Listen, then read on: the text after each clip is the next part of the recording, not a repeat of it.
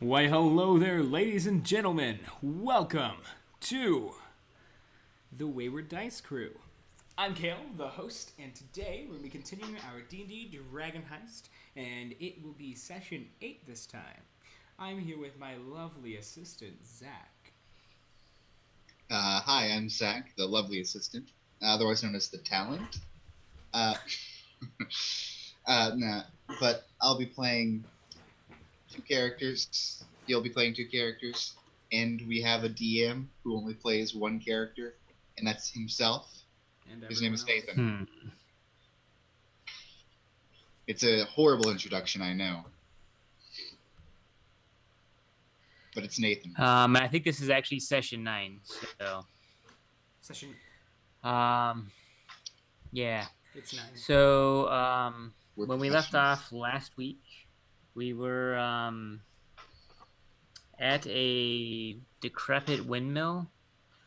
We are on the tail end of the Dragon Heist game published a few months ago for D&D. And we may actually wrap up tonight. We normally play on Saturdays, but I don't think we'll be able to meet tomorrow. So we're going to try and actually beat the adventure tonight. If not tonight, then maybe next weekend. So before I do the intro for the scene, should we start with Kale and then go to Zach? And can you guys introduce the characters you'll be playing today? Definitely. Alright, I'm going to be playing the one-armed, one-eyed Dordre Sharp. And no, before you ask, his last name Sharp is not a pun on what happened to him. He was named before, like most people that are born. I'm also playing Erevan of Omn. He is a fighter, drow. Only goes out at night, but also goes out in day if his party makes that the will. They tend to as well. Yeah, pretty much. I'm playing Rue, the prodigy, I suppose. She's a very, very skilled assassin rogue, also a half-orc, so she's not very skilled at blending into crowds. And then also Sad or Less, the Kinku warlock, first of his kind, last of his kind, and worst of his kind. Okay. So the scene is in Waterdeep, the metropolis along the coast in the Forgotten Realms on the continent of Faerun. So it's currently wintertime. The players have been playing a host of characters who are stationed in the Wayward Dice, which is a recently obtained building. There are plans to renovate it. Renovations have not begun yet, but they have been cleaning it up. So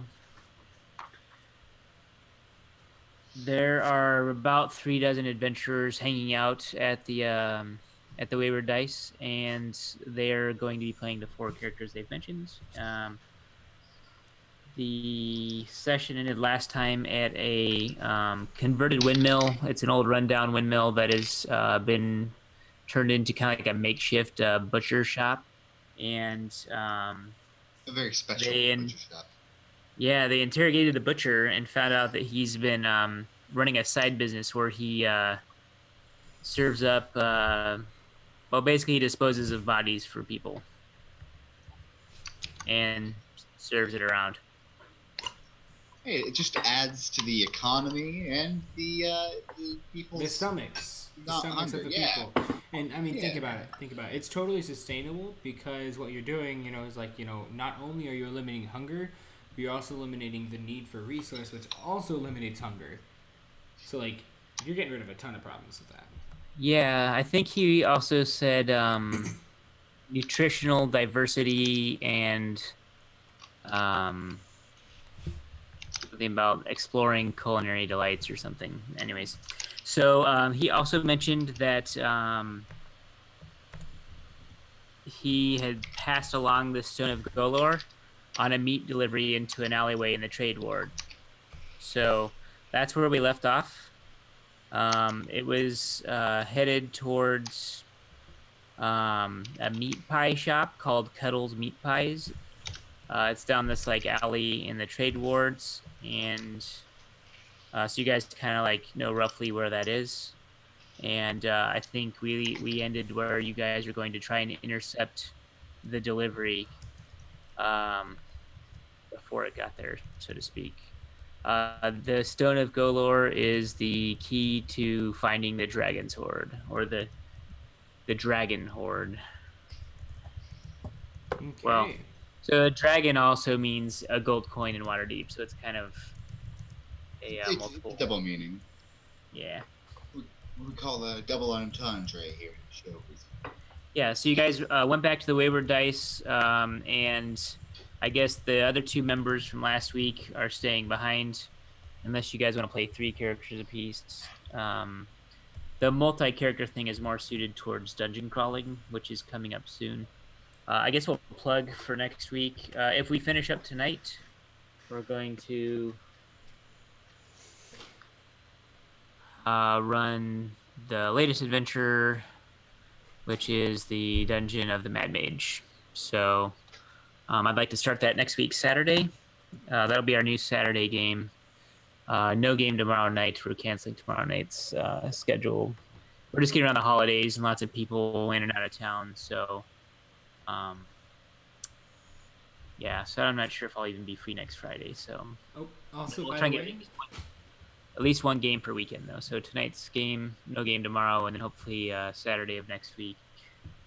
Go for it, Kale. and by the way, anyone who's wondering, Nathan, he's having a little bit of issues with his connection, although his sound is pretty flawless. The computer itself is being a little bit slow, so that's why he's looking like a slideshow right now. Yeah, we spent about half hour with me trying different devices, and we decided to try and prioritize audio over video tonight, unlike the last couple weeks. And that's what we're seeing, and we'll find out with you guys to see which one you think you'd prefer over this or that. Which one But works? yeah, exactly. But most studies show that the audio quality is much more important, which is pretty interesting. All right, moving on. And back to our regularly scheduled program. And the actual campaign. D&D Dragon Heist Session 9. Yep. All right, so you guys are back in the Wayward Dice, going to try and catch up with the Stone of Golor while it's en route to Cuddles Meat Pies. All right. Are we So on I'm a assuming time this is limit? like. What? Does it feel like we're on a time limit? Definitely. Well, you've been trying to find the Stone of Golor, and you finally have a lead, and it's currently en route to a place. So, What time Our of day time is limit. I think you had gone to the other place early morning, to the windmill. So I'd say it's maybe like it? 10 a.m. Okay. Late morning. Dang. Fantasy 10 a.m. Oh, real quick, Nathan. I'm actually about to ask. Well, I guess first of all, will we be back? Would our characters be back at full health? You should have been at full health prior to going there. Okay. If you wanted to take an hour to do a short rest, I think some of you got breathed fire Yeah. damage. Yeah. So unless you take an hour to recuperate that, then you'll still have the damage. Okay. Well, Or you could drink potions or do magical healing or something. Dordre has a lot of potions, but I think Dordre wants to wait the hour. Actually, since you're back at Wayward Dice, Prince Ottigan can cast a healing spell on each of you. Oh yay! That You wanna works. do that? Yeah. I'll Or take he it. can do a prayer of healing. Yeah, we better get all the freebies we can get because whenever That takes it 10 comes around, minutes, so we'll say he just prays over you guys while you're like girding for exploration or whatever. Okay. I'll take all the free healing we can get because I know once we have the Dungeon of the Mad Mage, our character's probably just gonna die pitiful deaths because over the course of 7 sessions, they haven't gotten any healing. Oh, they won't even be pitiful. It's just gonna be sad. Yeah. Nice pun. Nathan, also, so I guess another penalty for Dordre losing an eye is that he probably has disadvantage on perception checks. That rely on sight? What race is he?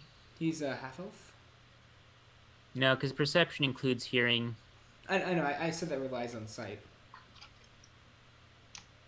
Nah, I'm not gonna worry about it. Oh, okay. All right. Well. Oh wow. Okay, so he's going to heal like I called 25 dibs. hit 25 hit points. I called dibs as you said it. Cool. Georgia's at full health. Yeah, so just set everybody to full health then. Oh. All And right. then we'll pick up if you guys want to narrate what you do. And we'll take a more narrative approach tonight. Dordre's super sad with what happened to his fam, so he's gonna like go out and avenge them by finding the Storm of Golor and becoming super rich. Wait, does that make sense? Yeah, that makes sense. That is a wonderful motivation. No. So this is like right after we've been with the butcher shop and the converted mill. We're just now entering the Wayward Dice, getting healed by our friend Prince Adi, right? Yes. It takes him 10 minutes to complete his prayers. After 10 minutes, the healing effect has fully completed, and his ritual is like over.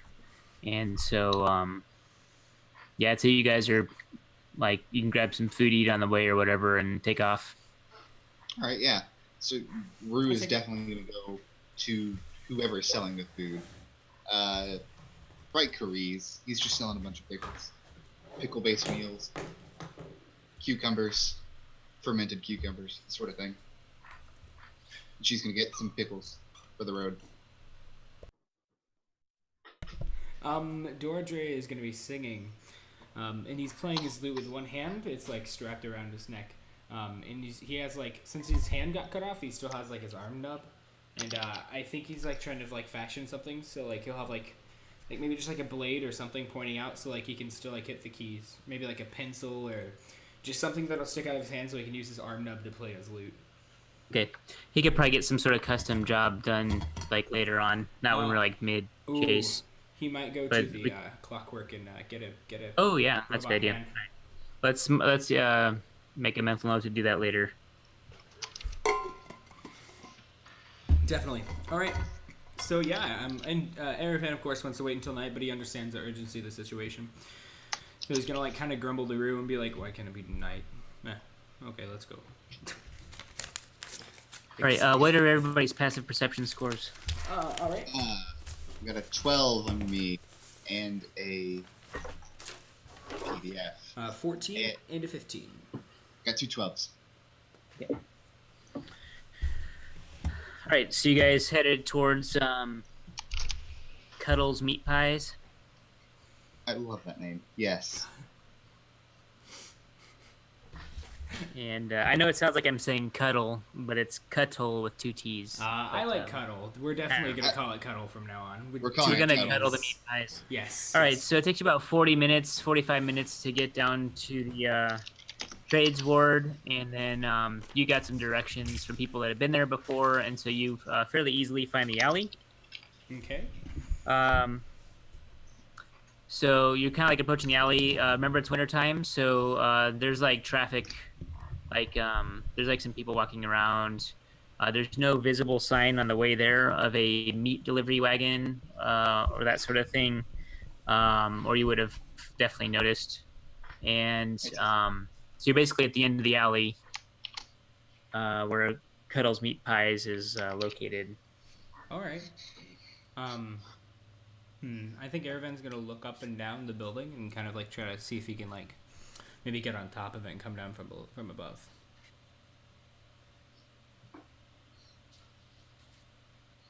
Aravan likes trying to think out of the box, and Dordre thinks he's a detective. So I think Aravan's gonna look up and down the building. Okay, give me a survival check to kind of scan like the area. Okay. Give me a second. Let me get my my thing that does that on. All right, survival check. I rolled a. All right. A 10.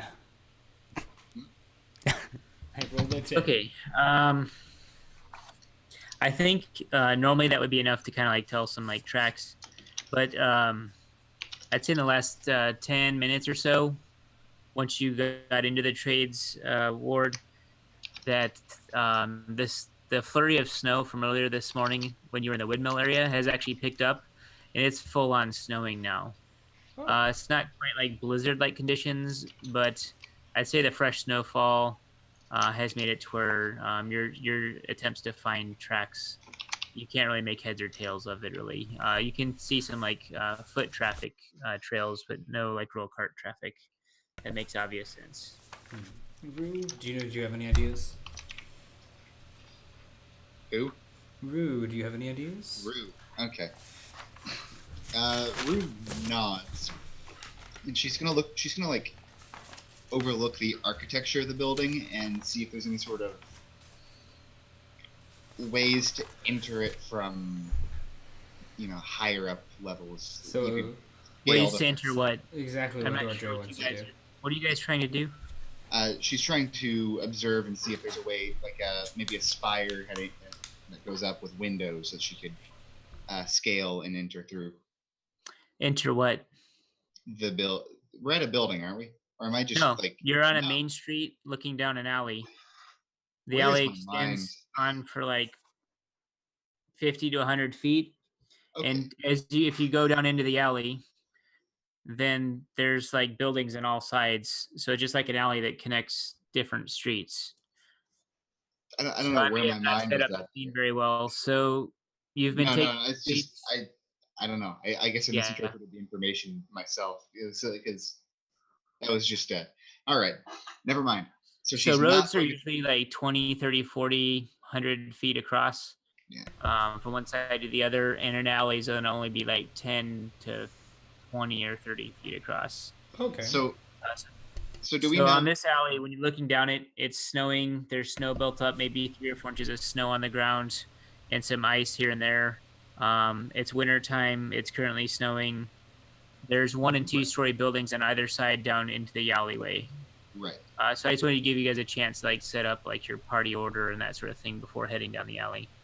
Yeah, I guess you could. I mean, you're on a city street, so generally people climbing up buildings in broad daylight are going to draw the city watch. Oh, yeah. But, is that in the rule book? No climbing buildings. it's not a law. You can do whatever you want. There's just consequences for everything.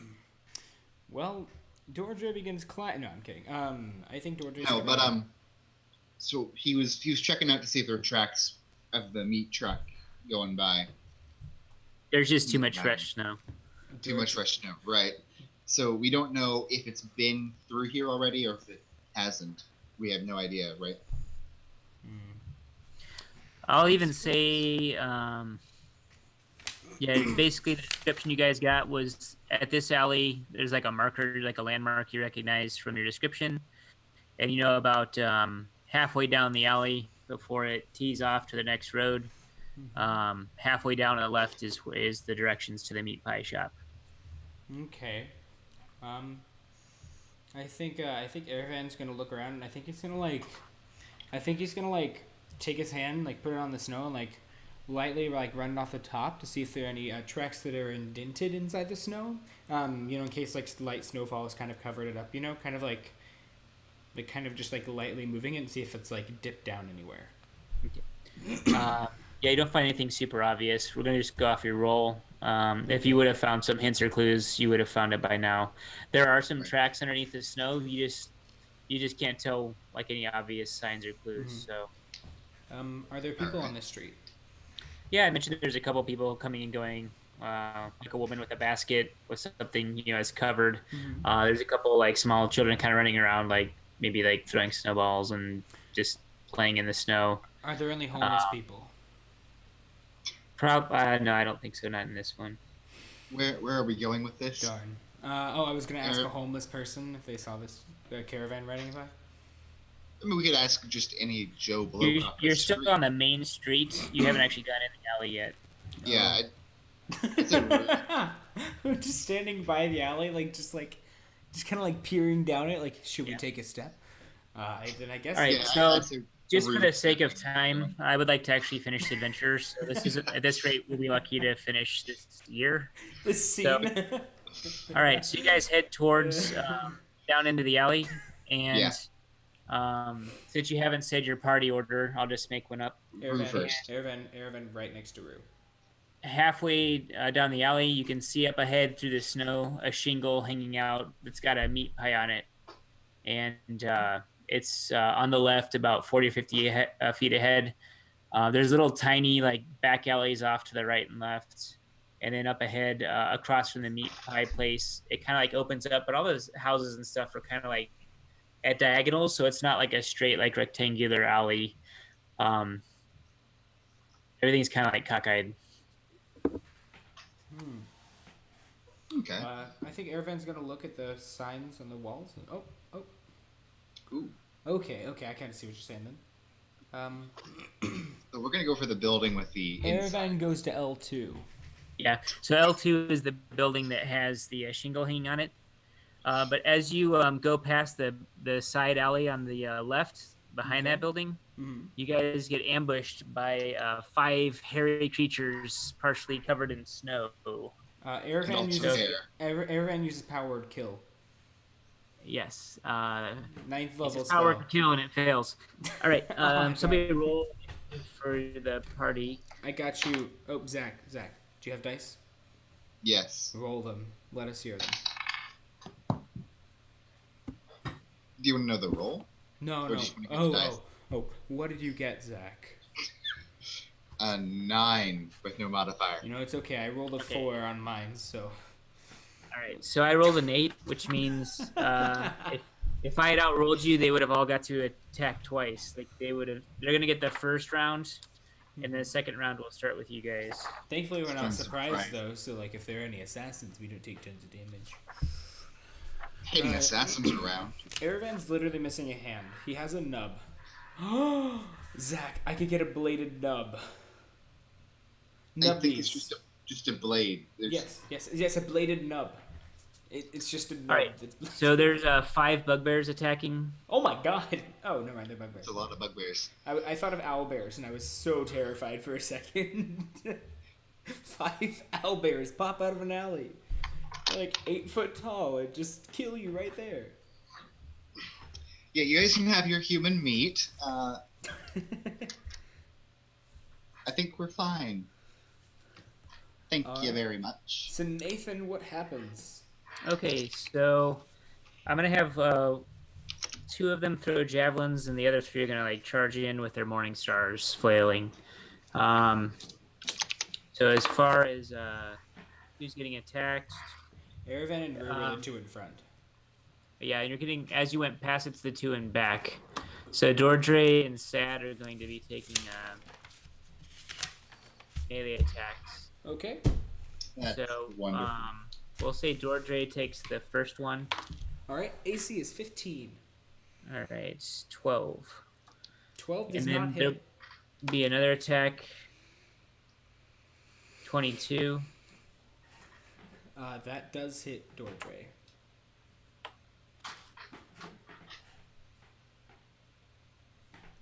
What are we looking at? 18. 18 damage? Yes.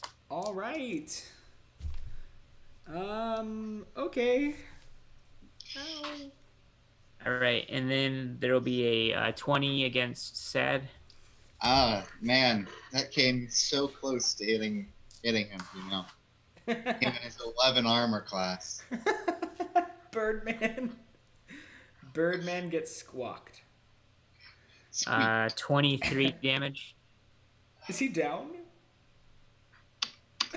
Yeah. Oh no, Nathan! It's 1 damage more than his HP. Hang on a second. I'm curious here real quick. Now I have to check. Are you guys level 4 or 5 or a mix? I'm level 5. 5, both of them. I got 5 and Rue's at 4. So we have 3. Okay, so you guys should be able to manage this one.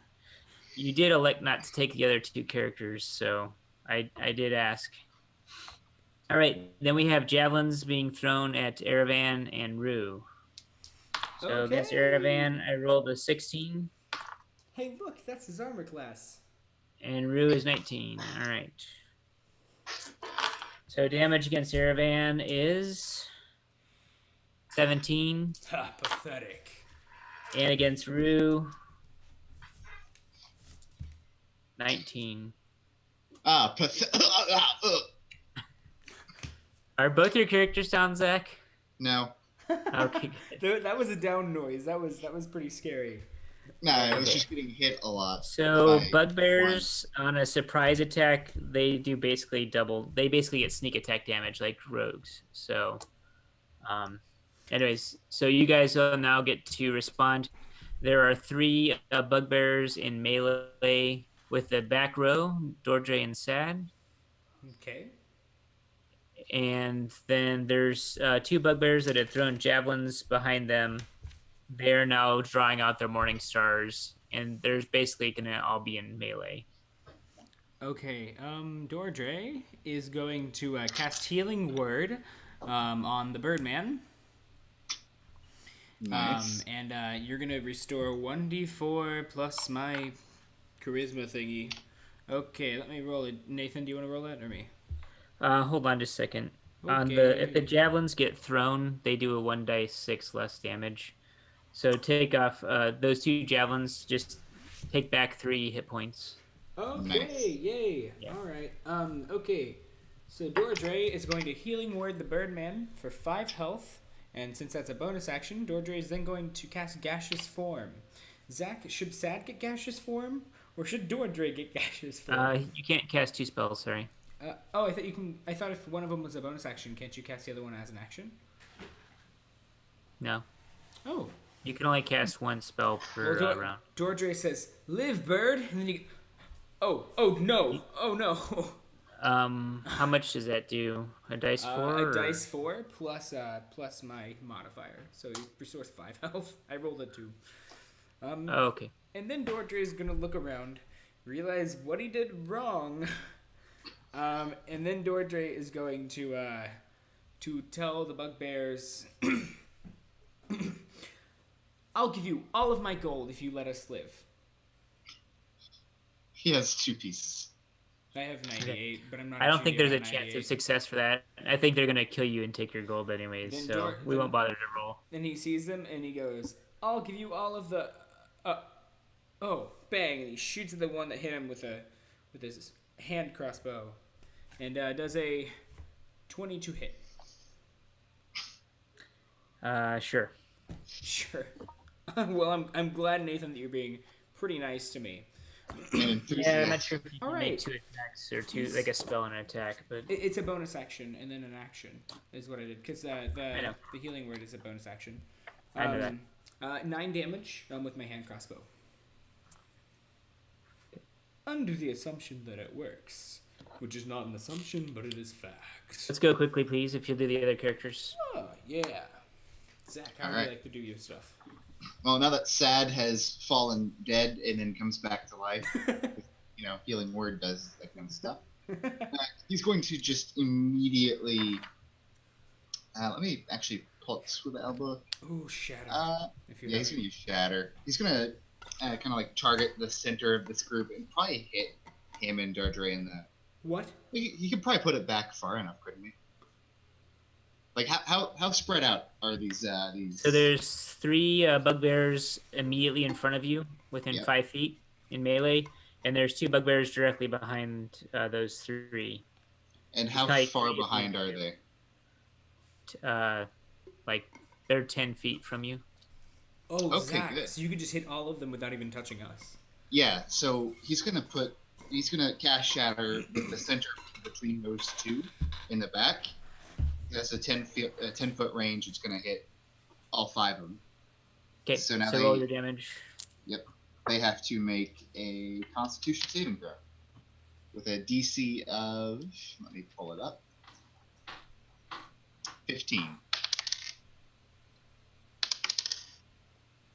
Okay, the one that already took damage from the crossbow or whatever, Mhm. He rolled a 20, but the other 4 all. Sorry.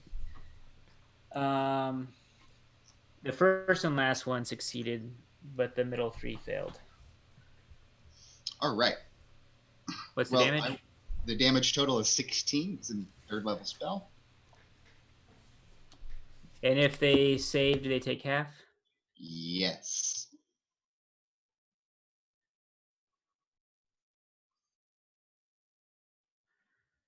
All right. So your shatter spell basically explodes and sends shards into all of them, and they're like screaming in rage and pain. I like the sound of that. All right. How about the other two characters? Dordre says, "Oh my, it's a sneak attack," and he runs up and he goes stab slash, but like an Not, okay. not Dordre. Oh yeah, sorry, Dordre has this thing in hand. He'd go stab nub. Aravan, he's gonna run and jump over top of like Dordre's shoulder, do a flip, and like because he has his sword behind his back. He has his rapier. He has his rapier on his hip and his sword's behind his back. And he's gonna like jump over, like pull out his rapier, stab down, and slash with his sword. Okay. And do his okay, he's also gonna do his disarming attack, provided that he hits, and do an extra D8 of damage as well. Okay. Just and just for the sake of time, make sure and also roll your die like in advance or while you're narrating. Oh yeah, it just takes a second to roll them. Okay, so for the rapier, he got a 27 with a 24. I need to know your target. Oh, the one that hit Dordre. Does it? So the one that's already been hit. Yeah. By Dordre. Okay, I'm guessing that 24 hits. Yep, damage. Okay. To hit these guys is a 16. Okay, he does 6 damage, and then with the short sword he gets a 18, and he deals 6 damage with that as well, and then the extra D8 to disarm him, and that's 8 damage. There's no need to disarm. Save that one. Oh, because both of your blows land, which finishes him off. He's already been wounded twice before, so the 4 wounds take him out with your maneuver. And then... All right, and then... Okay. Oh, I was going to say Aravan's going to take his action surge. Okay. Also, he didn't use his bonus action to swing with his other weapon, so if he can attack twice, does that mean he can actually attack 3 times with his bonus action offhand weapon?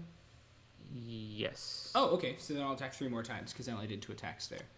Then he's going to do 2 stabs with rapier, 1 slash with a short sword. Alright, here's what I just now rolled for the first one. Now, hold on. Mm-hmm. No, he's done 1 attack and 1 bonus action attack. He hasn't taken his second attack with his main sword. Okay. This will be his rapier for the second attack, not the action surge yet. Okay. And he's a fighter, correct? Yeah. He rolled in at 20, as you can see. Okay, roll double dice, please. Alrighty. He deals 16 damage with that one. That is a lot of damage for a rapier. Okay. And so he cuts down the one next to him. So 2 of the bugbears in the front row are down. And so there's 1 bugbear immediately next to you, Zach, and then there's 2 in the back row. All right. But Aravan's just slashed 2 of them. All right, so it's Rue's turn then. She's going to draw both of her short swords. Actually, no, she's going to draw her long sword because, you know what? Why not? And she's going to just jump. She's going to use Sad as a stepping stool as she like jumps off of him onto the bugbear and just sinks her blade into it. And she gets a 22. Okay, that hits damage. It'll be a dice 10. Yep. 9 damage. That's with your modifier? Yep. Okay. I don't think you get sneak attack damage unless you use a Hold on, let me double check. Yeah, I don't actually know the whole thing about sneak attack. You have to have a finesse weapon, so you would have had to use your short swords to get sneak attack in. That is all right. Anyways, you can make Does she get a second attack? She level 5? Yeah, she's level 4. Oh. Doing a great job. So I think if you had dual wielded there, you would have gotten sneak attack damage and also a second attack for your offhand weapon. So, but since you went the narrative, we'll give inspiration to Rue. That's what I'm here for. Make mark that down real quick. All right. So they still have, even though 2 of them have died, 3 of them are still up, so they're going to still attack. Are there 3 of you kind of like, is it Aravan, Rue, and Sad in the front and Dordre's fallen back, or is Sad in the back? Sad's kind of stumbled backwards. Definitely. Doradre and Sad are like right next to each other. Doradre's Okay, staying near him. So, is one of you trying to draw the attacks of the others, like Rue or Erevan, then maybe? Erevan probably is, yeah. I mean, Erevan, so whenever he fights, he's like elegant. They might want to attack him because he looks so So he's beautiful. kind of like flourishing. Oh, for All right, sure. so he takes 2 attacks. Okay, I mean, he did just do a flip off the back of one of his friends. All right, 11 and 16, so one of those hits. Okay, and real quick, are those physical attacks, like hitting him? It's a Morningstar doing piercing damage. Okay. He'd like to do a riposte, which is as a reaction. Whenever they miss, he can attack them and deal an extra D8 to just basically hit them. So he's going to attack with his rapier with that, if that's okay with you, with the guy who missed. Okay, so one of them misses. Okay. The one that missed, he deals 13 damage to because he got an 18 to hit. Sorry, he got a 21 to hit. He rolled a 14. Did you roll damage? Is it dice 8? Yeah. Well, 2 dice 8 because the extra damage from a post, and that was 13 damage. Okay, I thought you said he did 1 die 8. He doesn't do 1 die 8? He deals a dice 8 for the rapier, and he deals an extra dice 8 for the superiority. Okay, gotcha. Mm-hmm. All right, so he kills that guy. Oh, okay. Because he's already heavily wounded. That guy had failed the shatter save. Oh, okay. The attack against you that landed does 8 damage to Erevan. And Zach, the attack against Rue missed. All right. All right, so now we're down to 2 bugbears. One of them's bleeding profusely into the snow. 3 of them are slashed down. And then the other bugbear had saved against shatter and is still kind of up. Anyways, your guys' turn. Satterless is going to Eldritch Blast the one that's saved, the one that's still up. Okay, he was in the back row. All right. Do I have to make one roll for each? Because there's 2 different beams for the Eldritch Blast. Do I have to make one roll for each, or just one? Nope, 1 total. All right. I think, yeah. That'd be 24 then. And then yeah, it's a 16 to hit.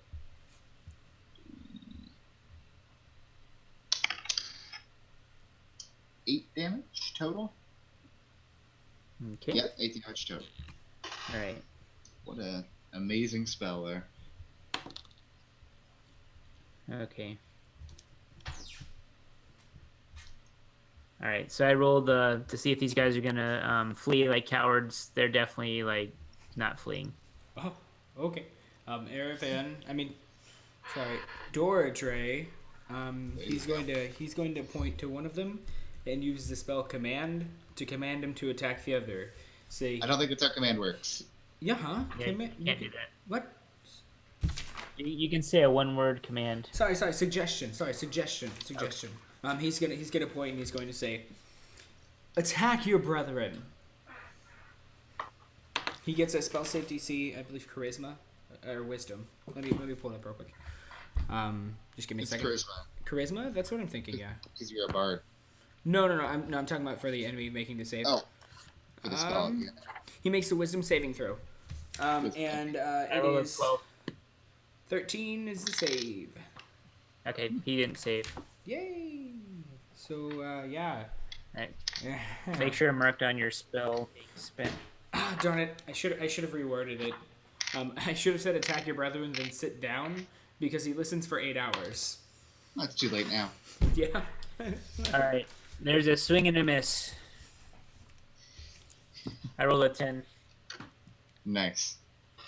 All right. I think because he heard the command for the attack coming, he is able to block with his shield. I think, is there 1 or 2 more that has to go? I think Rue needs to go, and then Erevan. Mm-hmm. Yeah, Rue is going to rush forward with her longsword behind her. Not behind her. Yeah. She's preparing to strike. She's going ahead without even waiting for anybody else. She's going for blood. She gets a 21.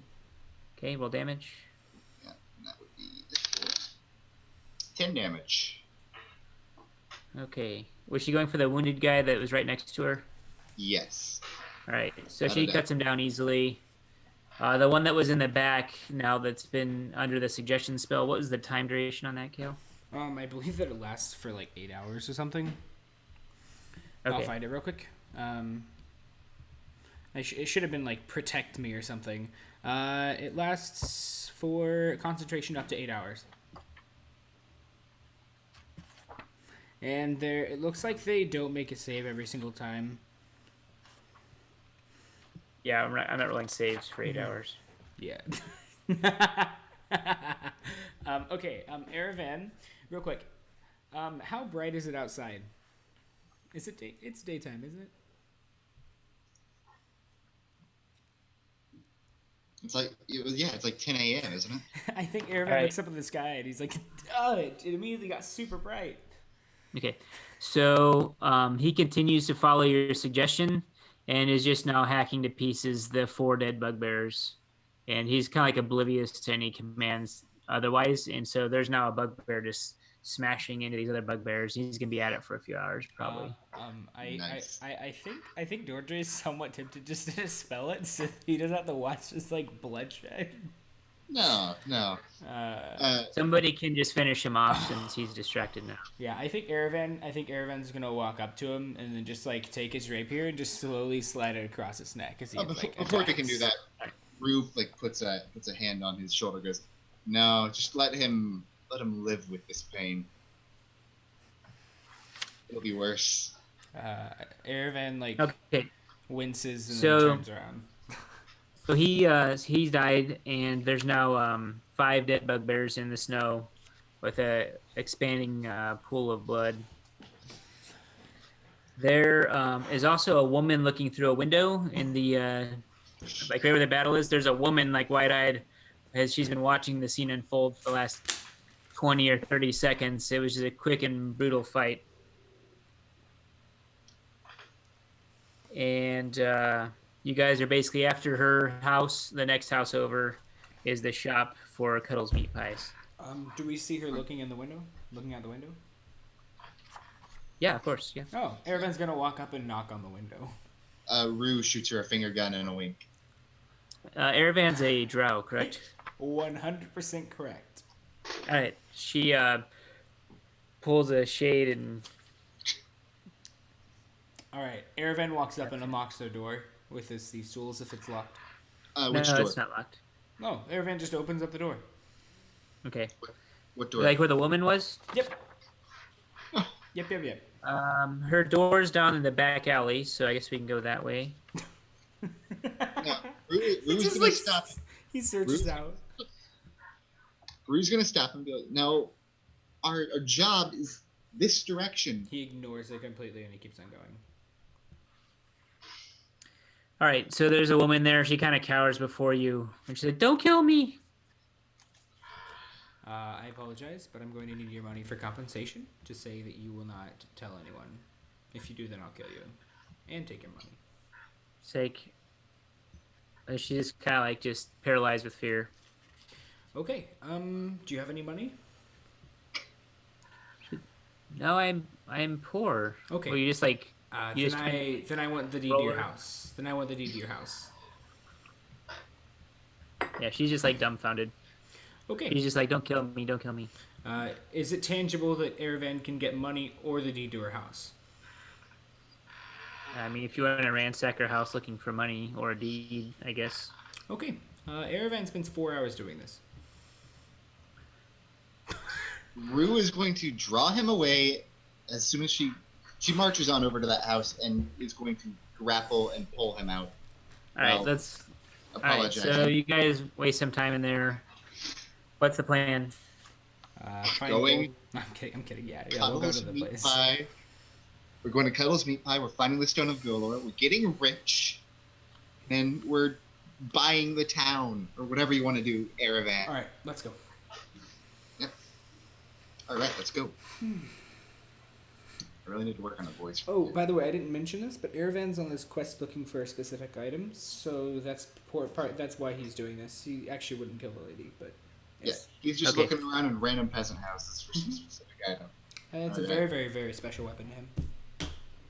All right, Yes. so while this is going on, was anybody out on the street?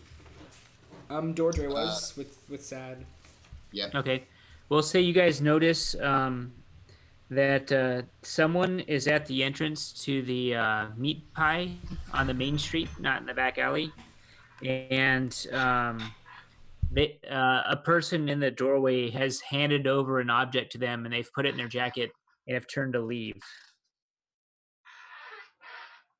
Uh, Dordre Sad. kind of like, I think he like points with Sad. Yeah, Sad's gonna go over there and gonna try and stop the guy from leaving. Okay. He quickly climbs up onto the rooftops of one of the local buildings and takes off running across the icy rooftops. Can Airvan see him? You all can see him because he's climbed up to where you can all see him. All right, how far away is he? Well, he's on top of the roof, so maybe 30 to 40 feet. Okay, is it safe to assume 30 feet? I mean, he's moving, so why? Airvan wants to cast suggestion again and say get down from there and sit on the ground.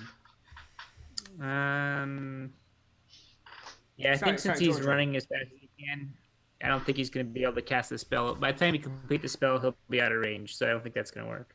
Okay. All right. Time to climb a building. No. Can somebody cast a spell while flying? I don't know what you mean. Sad is gonna cast fly on Dordre. Oh, it's concentration, so I think you can do it as long as you're not using. Oh, you mean me? Yeah. I can do that. All right, so Dordre, you start flying into the air. What do you do? He sings. I believe right, so Dordre I can fly. He like sings that as he flies. And he's going to All right, fly. we'll give inspiration to Dordre. He's gonna Nice. fly up there and then cast suggestion whenever he's within 30 feet. He's gonna say, "Get down from there, you naughty boy, and go sit on the ground." You naughty boy. Nathan, fail a 13. Ooh, nope, didn't fail.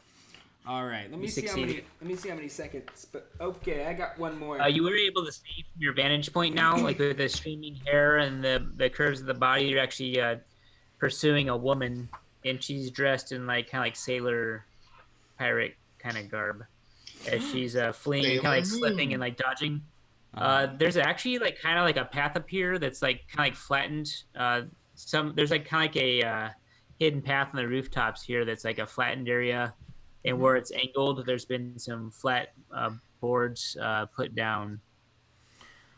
All right. Dordre flies up closer to her again and casts suggestion once more and says, "Get down from there right now and sit on the ground."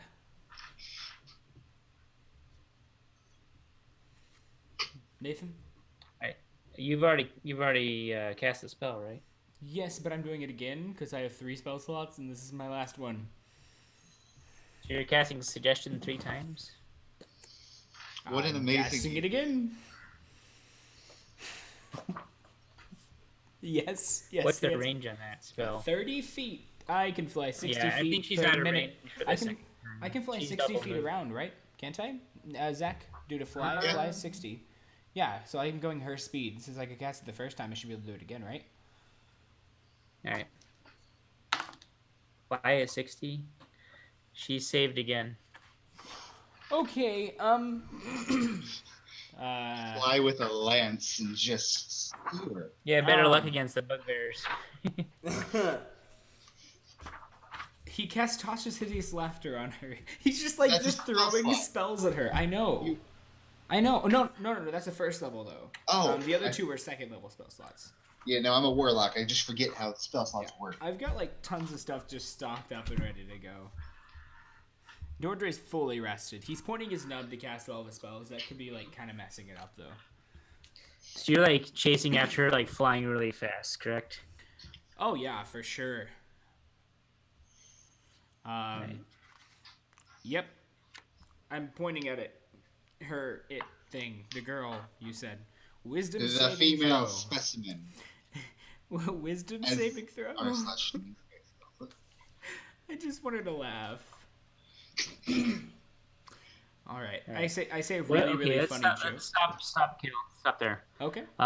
Zach, what are Rue and Sad doing? Sad is concentrating on keeping. Oh wait, no, it's not a concentration spell, is it? Yeah, flies concentration. Even if it is, he can still move. He just can't cast a new spell. No, it's actually a 10-minute. Yeah, okay. Yeah. So he's actually chasing after them as fast as he can, but with his Okay. stubby crow legs, it's not really all that fast.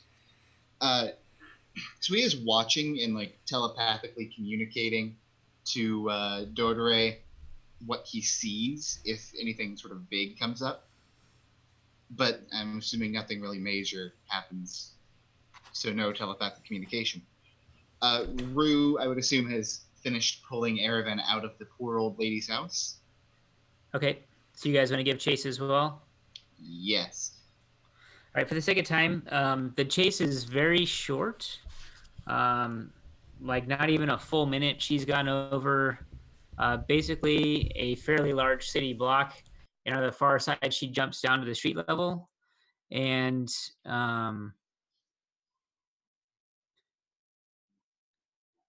basically, I think Dordre is the only one who can see that she's ducked into another building. The others of you guys were not close enough um, Hey, to see where she went. hey, But you'll quickly catch up to Dordre. hey guys! Okay. She ducked into another building, right down there. I'm sure you'll catch All up right. with me soon. Yeah, So, sad. Sorry. while everybody's catching up, what does Dordre do, Kale?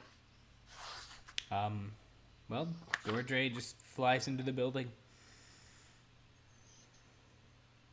I think he has terrible control over the flight. Like if he's close to ground, though. Like terrible, like upsettingly so. Okay. Yeah. All right. So you duck into the building, and you're in the lobby of a large theater, and there's a booth where you can actually. No, there's not a booth. I'm thinking of a movie Darn theater. it! I was. There's a lobby. You're actually met by a ghost who is wearing like a full suit. It's a haunted house. And you can see through like the openings that there's actually a theater with a stage, and there's currently a play going on, and there's probably close to 3 dozen people sitting watching the play. It's not very well attended, I think, because it's cold and there's a draft. Erevan puts on his fedora, and he tilts his hat at the ghost and says, "Hello, I'm in search for a lady." It goes to shake your hand, and it kind of like passes right through your hand, and it kind of like pantomime shaking. It's the spirit equivalent of going for a fist bump and a handshake at the same time. Here, nub bump. Okay. Oh my gosh. Okay. So the rest of them are like slowly catching up. So we'll say they kind of walk in while you're interacting, and he says, "Let not my harried visage diminish you, gentle sirs and beautiful ladies, for I am but your friendly host. What fine art have we wrought for you this day? Buy your tickets and behold, and you shan't be disappointed." And he kind of like gestures towards the play that's currently ongoing behind him. I think Dordre is gonna like nudge over at Sad and be like, he said he shan't be disappointed, and it sounds like he says shanty disappointment. Sad releases some sort of guttural noise that somehow resembles a chuckle. Not really entirely sure, honestly.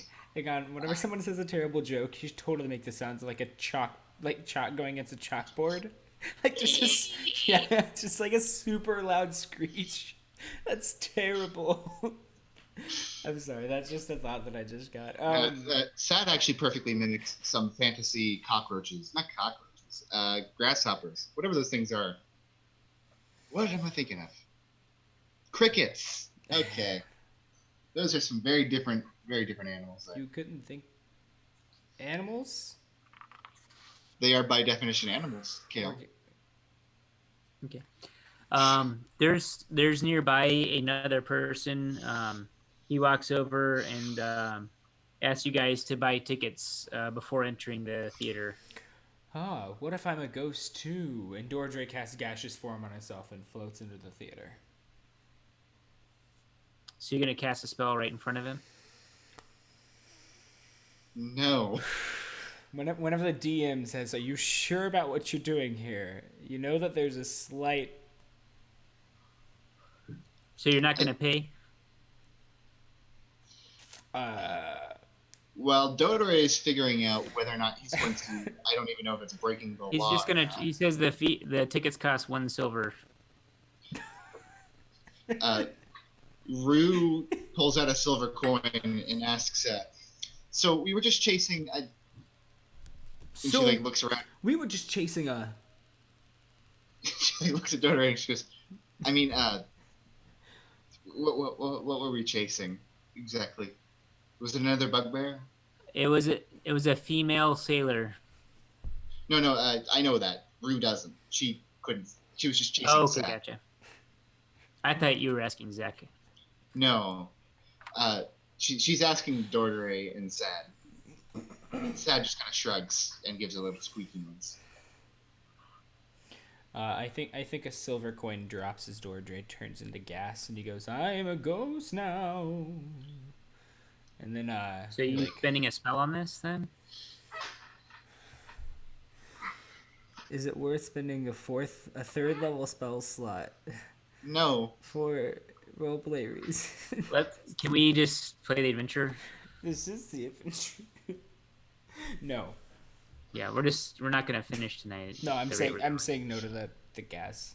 No, not he doing the just, he gas, just okay. kind of just waves his arms around, like a cool person, and then he I think he walks through the ghost to go through. as he starts walking through the ghost, Rue grabs him by the back of his collar, pulls him back, and says, "What were you chasing?" Rue is the mom. I love this. Dordre, he says, "Well, there was this lady, and she was running away. Rue with slaps something." him. Okay, sorry. Speak up. Ow. Okay. Sorry. There was this lady in a sailor thing, and she was running, and she took the thing, and she ran. She resisted me telling her what to do. I couldn't imagine that. And now we're here. Good enough for you? She shrugs and throws him forward. Then she looks to the ghost, pulling out the silver coin again, and says, "Yeah, we're chasing some woman in a sailor suit, apparently. Do you know, she apparently went into this building. Was she a customer, or did she sneak through?" Oh, yeah, she just bought a ticket just a few seconds. She's probably still finding her seat. Rue claps her hands together, throws the silver coin down, and starts running into the theater. Okay. Go give me a perception check for Rue. Kale, what are Dordre and Eravan doing?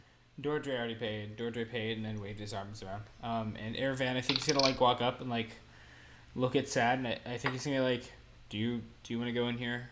Does it really matter?" Sad puts his hands to either side like this, shakes his head, and goes, "Mama, I'm not your mama. I would like to clarify that." He shakes his head again, a little bit more assertively this time. Goes, no, thank you. Telepathically, you hear, "I'm just making a noise for the fun of it. It doesn't have any sort of meaning." Whoa, dude, you sound like this guy I heard on a Twitch stream. His name's Zach. This is crazy. A fantasy Twitch stream, of course. Yes, Dordre, he's gonna like look over and he's gonna like, please don't. Do you want to go in or no? I need character voice. He pulls out a silver coin and just hands it to the ghost and walks in at this point. Zach, what was your perception roll? 18. Sad's gonna stay outside in the lobby. Okay. You see that she's actually sat down, actually about 3 rows back from the front, and she's sitting by some other people up in the front. Is she in a chair at the Yeah, end of the row? she's kind of about maybe 6 or 7 chairs over. All right. Is there an empty chair next to her? Yeah, on one side, on say the right side. All Which is right. so if you go down like the right aisle, All right. you've got like a central seating area with maybe like 100, 200 seats. That's mostly empty. Most of the seats are actually benches and not chairs. And there's like 2 aisles and then wings on either side of the aisles. And then there's the big stage up front. The current scene while you're in here appears to be about a young woman who's in a castle, and she's having some sort of jealous conversation with a count, an older man, and she's explaining how she's fallen in love with his younger brother or something like that. Ooh. And Drama. yeah, I anyways, think- but they're betrothed, and she's like saying, "I can't marry you. Like I'm going to. Nathan, I have a question. I love your brother." Could we just sit in there and then just watch the entire play for its entirety instead of like focusing on this girl? I would not advise it. Just have Nathan narrate the entire scene as we sit here. Yeah, so the curtain falls, and As the the show curtain is now falls. over. No, I'm kidding. We fast forwarded in time. No, wait. I had a plan. No? No, I Oh, think that Dordre's kind gonna of grab Rue by the arm. Well, he's gonna poke her with his nub, and then he's gonna grab her by the arm, and he's gonna say, "Have you found her yet?" Rue's gonna shake him off and says, "Just give me a minute." Wait, I have a plan. If you find her, you can sit on one side, and I'll sit on a different side, and we can like lean in and talk to her at the same time, and like interrogate her. Rue shakes her head and says, "No, I have a different plan." Okay, what's And your plan? She shrugs and starts walking forward. No. What's your plan? We're in a She's play. already gone. Shh. She's already gone. I think. So then away from, I don't even know what that's supposed to mean. He's nodding so his face. now, away from Dodore, Rue is walking to the row that the woman's sitting in. Right? I mean, I guess that's Yeah. up to Rue. All right, just making sure that was just nothing was going to interrupt us. And she's going to just make her way down the row and sit down next to the woman. And then she's going to like do the generic thing of lean back and throw her arms to either side around the woman and go, "Ah, you come here often?" You're talking to the sailor woman, correct? A woman? Yes. Okay. All right. Rue could pass for a guy. She What? tried hard enough. Oh, Right. I know. It's kind of dark in here, but when she realizes that you guys have like followed her from the other location, she like jumps up and runs for the side door and bolts out into the street. Wait, be quiet. Shh, don't. You're gonna Hold ruin on, the show. Now hold on, because her arm was already like around the woman in the generic theater style. Could we do that? Could we do a grapple there? Oh my Could I do a god. grapple? Give me a dexterity check. Just dexterity or any other? Yeah, just dexterity. 17. Yeah, I rolled a nat 20, so I think she gets out of your grasp, and she's very lithe, and she makes it to the door and This runs out the side door of the theater. It's kind of like an emergency exit, and she escapes. Zach, real quick, I just want to say, pause. Your plan makes me feel uncomfortable on a personal level. A girl someone just showing up and just grabbing onto someone in the theater. I've been following you. Like Look, God. Rue isn't a master of how you say. Does Dordre still have the fly on him? Has it been 10 minutes? Subtlety. That's the word I'm thinking of. No, I don't think we waited till the end of the thing. I was mostly teasing. Oh, sweet. Okay, so Dordre is gonna just like fly over top of the audience, sweep by the stage, like- look like super hovering, awesome. Well, yeah. He's gonna like fly by the stage to make it look like he's like an actor, and then he's gonna like fly out the door, and probably hit a Okay. wall on his way out because, like I said, he doesn't have the best control near the ground. He bounces off the wall. Yeah, Rue he, runs like to the door. like a pinball machine, but less corny and less loud. Yeah, Sad is definitely going to see this big commotion go off, and he's going to run out the front door. And Dordre is gonna go take his silver back from the ghost and run out the door. Not Dodre, Erebans. Daravan. Okay, so she's about 30 feet away from you, just sprinting down the street like a dead run. What about the other three characters? They also giving chase? Look at the chat. Look at the chat. Yes. He's definitely ragdolling through the round. Yeah, Erevan Dordre just slims in the walls and just ragdolls through the tower. Sorry, excuse me. That's yeah. His arms are just limp while his body just flies forward. His stub. I think he needs to invert his joystick control so that way. It's because he's missing one of his eyes. Someone instead of making someone making an eye patch, they made a bi patch, which just covers up both of his eyes. It's super inefficient. Anyway, so what are you doing? Sad is definitely giving chase, but he's at the front of the building. And Rue is also giving chase, but she's like probably just made it to the side door because of the whole in a theater thing. And Erevan? Erevan is definitely just running with Sad. How quickly can Erevan climb a wall? Like after he leaves the theater? Yes, like after he because he's gonna leave through the front exit like Sad. Well, she's fleeing. I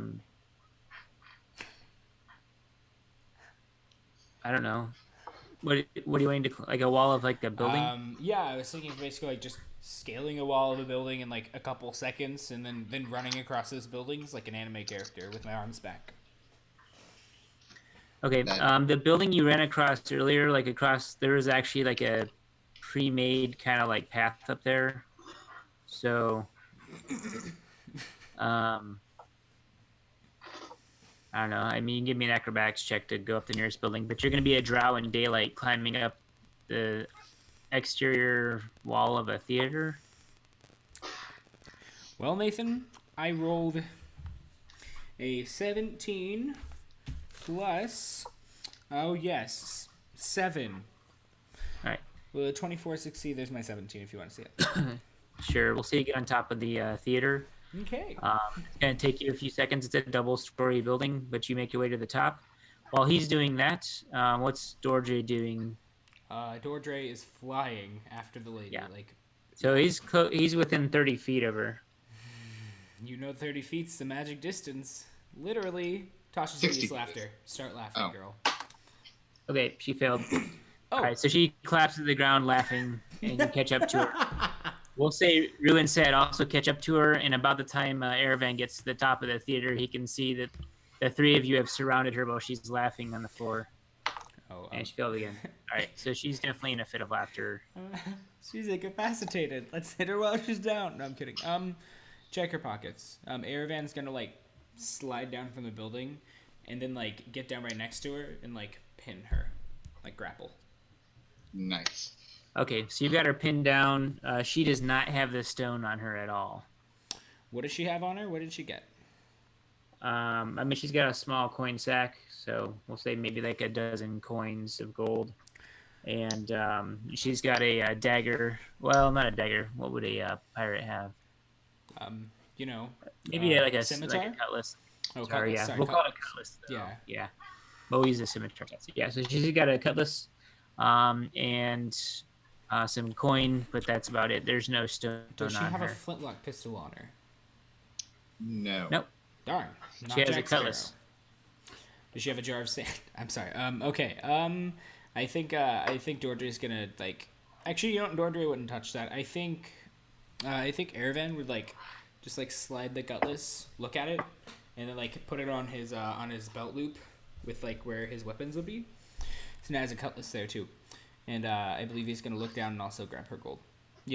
Assuming that no one else in the party is gonna stop him or try and take it first. All right, you guys. So the fit of laughter passes, and she's now like panting, like trying to like catch her breath from like the laughter. She's almost like breathless from like the spell, but she quickly recovers her breath. She's like, "Let me go." And you can hear people calling for the watch and stuff because you've definitely been like climbing all over the face of buildings and so caused a commotion. Oh, Yeah. And you have a woman pinned down in like broad daylight. uh, Yeah. If it weren't snowing so heavily, there would probably be a much bigger crowd. did you ever hear Yeah. that one murder? Where like no one said anything. It could be like that. Where it's like a big group. So what of do you guys people. do? Oh, okay. Rue definitely like slides in next to the girl and goes, "So you didn't like that opening line? How should I improve next time?" She like spits at her.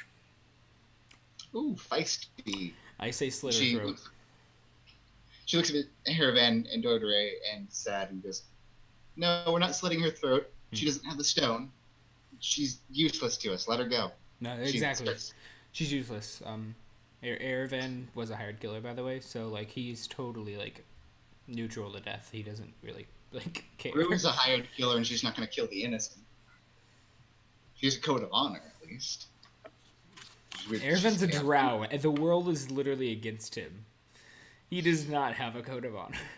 All right, well, Yeah. Rue's like standing up, wiping the spit off her face, and kind of like shuffling them onwards. And she kind of goes, "All right, now let's go back to where we were and just kind of like figure out where that stone is. All right." Yeah, I think Dorder's gonna say, What were you running away from? What did you have, and what did you get from that place? Answer all of the questions." In that order. Yeah. Mhm. So you can try and persuade her. She's like, I ain't talking. Okay, persuasion. I rolled a nat 1. I'm gonna use my inspiration. All right. I rolled a 9 plus. No, six. I didn't call for a check, so those rolls didn't happen. I thought you were saying that you could try and persuade her, so that's why I was saying that. All right. Well, I'm gonna try and No. persuade her. I said it didn't, your attempts didn't work. Oh. Siri. Could we attempt to intimidate her? I actually don't know why we'd spend time on that. No, we need to get out of here before the watch gets us. All right. You saw none of our faces. Boing! And Dorder's gonna fly away.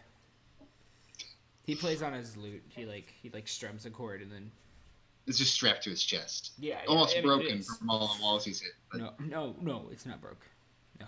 I said almost. He pulls out a second lute.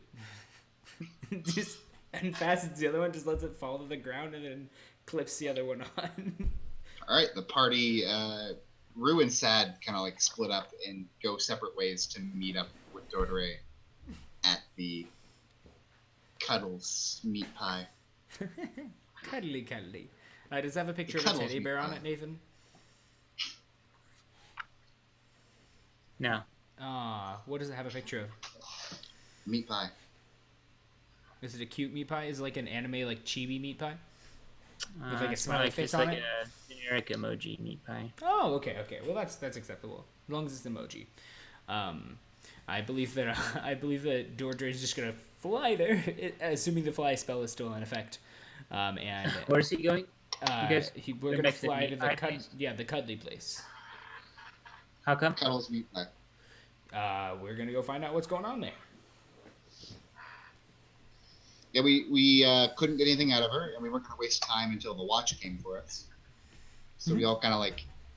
Okay, your characters had clearly seen her with the stone when she left there. Oh, Dordre is gonna fly back up where he saw her leave the room. It was Sad, and I think Dordre were out in the front and saw a stone being passed. She stuck it inside her like jacket and fled. And then when she caught up with her, it wasn't in her jacket anymore. So she didn't tell you okay. what she was. I thought we saw her just getting something passed to her. Dordre, I think Dordre is gonna point at Rue and he's gonna say, hey, let's go back to where she was sitting in the theater. Rue shrugs and nods. All right, yeah, let's go. Yep. And now Okay, the party splits. So you double back the city block back to the theater. Do you want to go in the side door or the main door? The main door in Pagan. Sure. Yeah. You don't need to pay again. The manager says basically, can't keep coming and going. All this racket people coming and going. It's disrupting the play. It's okay, I'm whispering. And I'm gonna whisper my way in. Okay. So when you enter in, you see that the couple that she had been sitting next to are no longer seated there, even though the play is still going. The woman who was betrothed to the count, they're now at like a marriage ceremony, and she's crying. She's marrying the count, and she's like kind of screaming like, "You killed my own brother on our wedding day." Or your brother, not my brother, because she's gonna marry his. She wanted to marry his brother. Anyway, so there's like this whole drama, like the wedding, where he's killed his brother that she was in love with and forcing her to marry him and stuff. So while this drama is going down, you can hear people snuffling in the rows, but the people that she had been sitting next to are no longer seated there, or nor do they appear to be anywhere inside the theater. Oh, okay. Dordre's gonna walk up to the ghost man and he's gonna say, "Excuse me, ghostly sir, your kindness. My parents have left. I need your help, please." He's gonna smile and try and look like a boy. "My arm was lost, if you can't tell. And also my eye. My parents took my You- arm. You may call me Malcolm. Malcolm. Malcolm in the middle. I watch you on TV. Sir, would you please help me? Yes, please."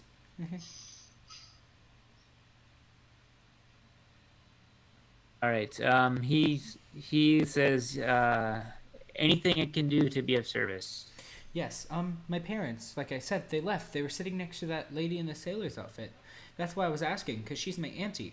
And that's why I was asking where she was when I walked in. And yeah, do you know where my parents went? He doesn't seem to really be able to respond or like answer your questions like you're wanting him to. Okay, does he answer at all? He just kind of gives like a nonsensical answer, but he doesn't seem to grasp your meaning as a ghost. I don't think he has like a typical intellect like you're kind of like expecting him to have. While you're talking with him, though, a woman who had been watching from the back of the theater approaches, and she says, "Who are you looking for?" My mom and my pop. They were sitting next to this lady in a sailor outfit who walked in kind of later. Who's saying this? Dordre. Dordre. Dordre, yes. And what race is he? Whatever race is the most appropriate. Which evidently is half-elf. Right? I think so. I mean, do you have the character sheet? I don't know. have it. No, what I'm saying actually is... half-elf. Yeah, I'm half-elf. No, what I'm saying is half-elf is the most convenient, right? Well, I guess we'll find out. Goldfish Mother currently can't be here right now. Yeah, that's all I have to say. Yep. Yep, she's traveling, so that's what's going on. Alrighty, Nathan. Yeah. So Dordre says, yes, but my mom and my pop, they were sitting next to a lady in a sailor outfit. He's a half-elf. I was adopted. I was adopted. All right, Zach. Do your characters say anything? Sad or less is kind of. I don't know. He's watching this all with a very confused eye, and he actually just walks out the front door and starts looking around the street to see if anybody recognizably of those two people are anywhere to be seen. Definitely not. I think you guys are gone long enough that you missed whatever they did. So the woman will just introduce herself. She says her name is Romalia, and if the two people that left the theater right after you guys made all that ruckus, kind of like chasing the sailor, she says she's been watching them, and they've been known to hang around this neighborhood called Mist Shore. It's kind of like a seedy part of like the docks area. So if you're looking for them, you could find them there. Oh God, I can't ask what they look like. Well, you could. I mean, you just saw them. I mean, whoever was up there, you guys gotta. I think Rue went and sat right next to him. So I think Rue gotta. The theater's not dark like a movie theater. It's kind of like lit by like lanterns and stuff. So. Oh, okay. Yeah. Rue puts her arm around Dordre and says, "Yes, I'm his Godmother. Godmother. Hi, Godmother. I love you. Yes. Hi. Hello, God. Son. Child. Godchild. she seems very uncomfortable with this whole concept. She was going to go for a bodyguard, but this is how it is. Isn't Rue like evil? She's very evil, yes. She pats him lovingly, says, "Yes, now I need to bring him to his parent figures." All right. She, I think the last thing she kind of mentions is the names of them. She says the man's name is Agorn. Oh yes, Agorn. Agorn is my dad's name. That's right. I think Dordre's actually heard of him because he's a bard in Waterdeep. So I Oh. think in the time you've been here, you've actually heard of Agorn the bard. And? Oh, he's a bard? Mm-hmm. Yes. He taught me everything I knew. And then one day I shall overtake. One day I'll take over the family business of being a bard. I'll become the bard. All right. So now we're getting. We still need the mother's name. Oh, yeah. Was she with was he with the maid? I forget the maid's name though. What? Yeah. Who is he with? What's her name again? Daddy's special maid. She says she doesn't know the name. It was just some female companion. The bard's female. It was the maid. I knew it. I'm gonna have to go find him. Rue laughs awkwardly and pats Dordre on the shoulder. Says, "Yes, we will take care of the maid," and starts ushering the party out. And Sad's already out, so. Okay. So you guys headed to the Mist Shore, or? Yep. Yes. Yep, let's go there. We're following this wild goose chase to the last egg. Okay. We'll say it's approaching noon hour, so not quite the peak of the day as far as sunlight, but we'll say it's close to noon when you guys reach Mist Shore. Mist Shore is a projection out into the docks area. So it's actually along the harbor, and so the many of the buildings kind of like run up to the water's edge, and there's some docks here and there with some boats anchored or tied up. There's a couple boats that have been pulled onto shore with their prows kind of like hanging off over the water, but they're actually serving as buildings. And the largest boat is actually a giant like pirate ship. And you can see on the front of it is painted Kraken's Folly. And so it's kind of being used as like a tenement house for like lodgers. Well, that's a very appealing name.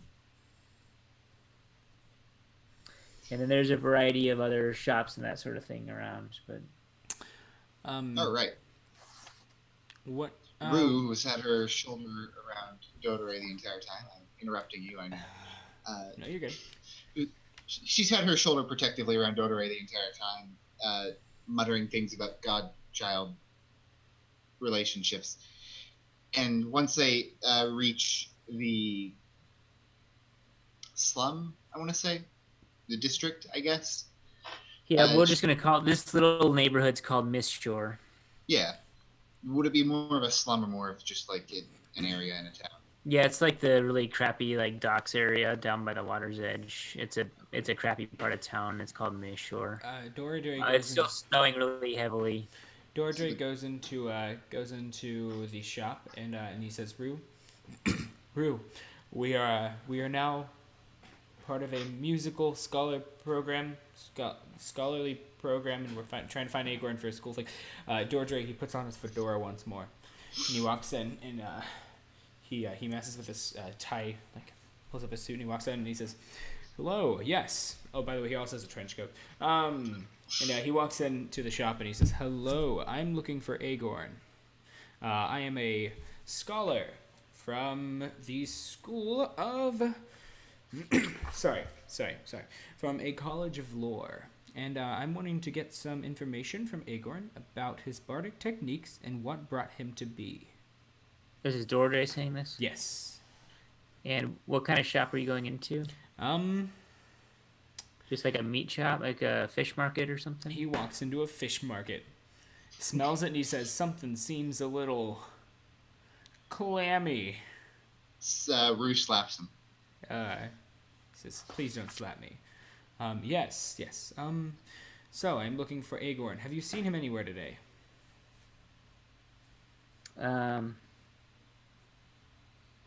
She says there's like a female there. She's like, well, I don't have any fish for sale. And I know Agorn. I see him from time to time. But yeah, I think he lives a couple houses over, actually. Oh, does it have his name on it, or do you know what number it is by chance? She goes, no, it's just like 4 or 5 houses, and she kind of like points out back down like a side street. Mm-hmm. And so if you look down to the side at the where that street kind of goes off in at a right angle, Mm-hmm. at the entrance to the street before it narrows, there's a stagecoach that's kind of just parked there right in the middle of the street. She's like, yeah, it's on the other side of that stagecoach there. Oh, well, thank If you come back tomorrow, I might have some fish for sale. I might be coming back tomorrow. Thank you for the help. And I think he hands her 1 gold piece and walks away. Sad She's claps just like- his hands and mimics her voice, just saying, fish, fish, fish, fish. Oh my Fish god. tail. Oh, how kind of a birdie you are. And I think he pets Sad and then continues walking, knowing that Sad could probably kill him if he tried. I don't know if he tried. He could do it with a flick of his wrist. Oh god, Sad is still super low health, isn't he? Oh, yeah, totally.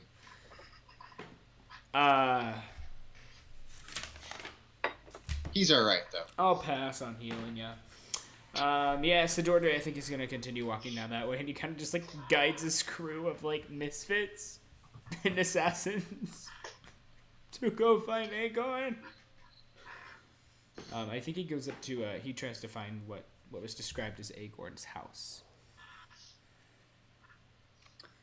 Okay, so on the other side of the coach,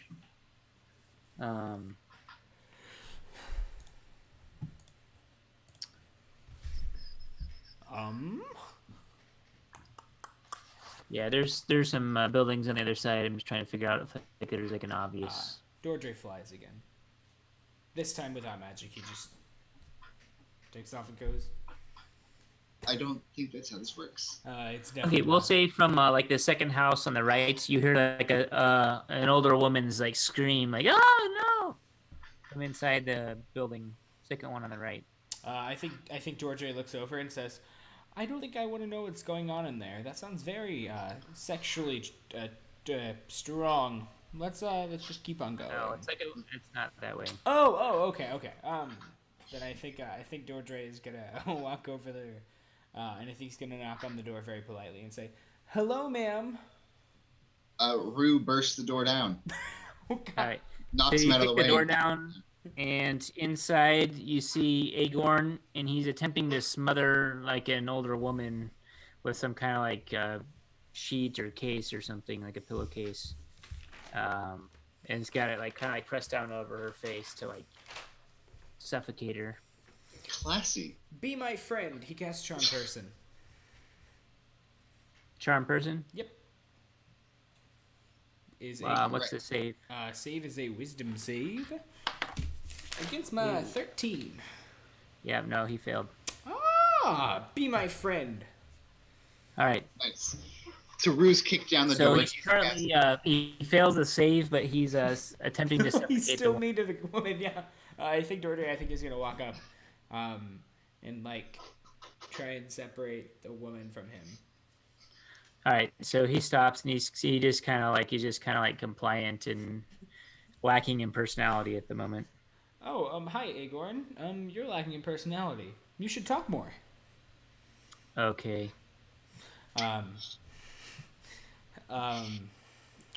Rue's my friend. Don't attack her, please. Rue, do you have anything Rue to say, waves. man? Where's the Stone of Golor? She pulls I out a gave dagger. it to Emeth Cersent. She Who's- sighs. Who's that? Where is Imex Cersent? Emeth is in an old tower where we dropped her off. Hang on real quick. In an old tower where we dropped her off. Old tower where we dropped her off. How long will it take to walk there, friend? Oh, it's much too far. That's why I took the coach. Oh, what, do you think it would take longer than an hour to get there? By coach? No, we just dropped her off like 10 minutes ago. Oh, okay. Then let's go by coach right now. Come on. We only have an hour. I have to be home by then. The dog's going back to his house around then, if you know what I mean. Why were you insulting that lady Alright. anyway? And the woman walks up to him and smacks him across the face. Says, "I'm disgraced to be your mother. What the hell's wrong with you?" Grandma? Not right now. Oh, don't worry, ma'am. He's just on his monthly time, if you know what I mean. I'm sure he'll be okay. Come on, honey. And I think Dordre grabs his hand and walks off. All right, Zach, what about your characters? Rue is very upset at having to continue this wild goose chase. And she walks out the door, very downtrodden, following the party. At this point, Dordre's walk back to the Wayward Dice. I'm kidding. No, I'm joking. No, I kid. Okay, so we're going to find where this mill, the tower Nope. is. We're gonna ride there. I don't know why I thought mill. So you're gonna ride there in the coach? Yes. Okay. So the coach driver is a woman, and she mentions that where to next? While you guys kind of pile in, and she's kind of surprised that you're all together now. Oh, yeah. Why don't you tell her, Agorn?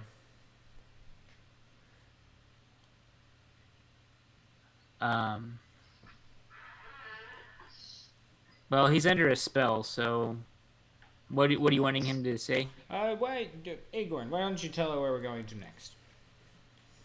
He's like, where are we going to next? Oh, we're going to that one place where that lady was that you did think. The tower that you dropped off your friend at. Oh, and then the coach says, back to the Yellow Spire? Yep, back to the Yellow Spire. Let's go. Come on, we're on time limit. And she kind of looks at you and looks at him, and he kind of nods. And so she kind of okay, so 10 minutes later, you guys pull up to the Yellow Tower. 10 minutes. We still have 50 minutes left. Yeah, and just like a plane that's landed, Rue and Sad clap their hands whenever the travel is finished. While somehow the Kenku does know what the sound of an actual airplane sounds like whenever it's taking off and landing, so he puts out this just ear-breaking screech. I'd say it's big enough. Art! Yeah, we got our own art for it. Nice. Here, show it just a little higher, Nathan, so we can see the middle part. Oh, perfect. That's perfect. Yeah. Right there. All right, you're good now. It's original, boys. Yeah, look at that. It's hand painted by. All right. So after our celebratory clap, we are now exiting the coach. Dordre, he looks at the spire just as if it's a piece of art just sitting right here in the middle of the world. All right, moving on down our tour. Rue slaps his shoulder. Stop breaking the fourth wall. Don't be so poetic all the time, Bart. I kind of want to take a break for just a couple minutes. You guys want to Yes, Zach and talk I or whatever real quick? Yeah, definitely. I'm going to step away from Correct. Zach. Cal. How are you feeling about today? It's very tired. You want to hear a joke? Probably. When it snows outside, what does Olaf do when he gets really upset? What? He has a meltdown.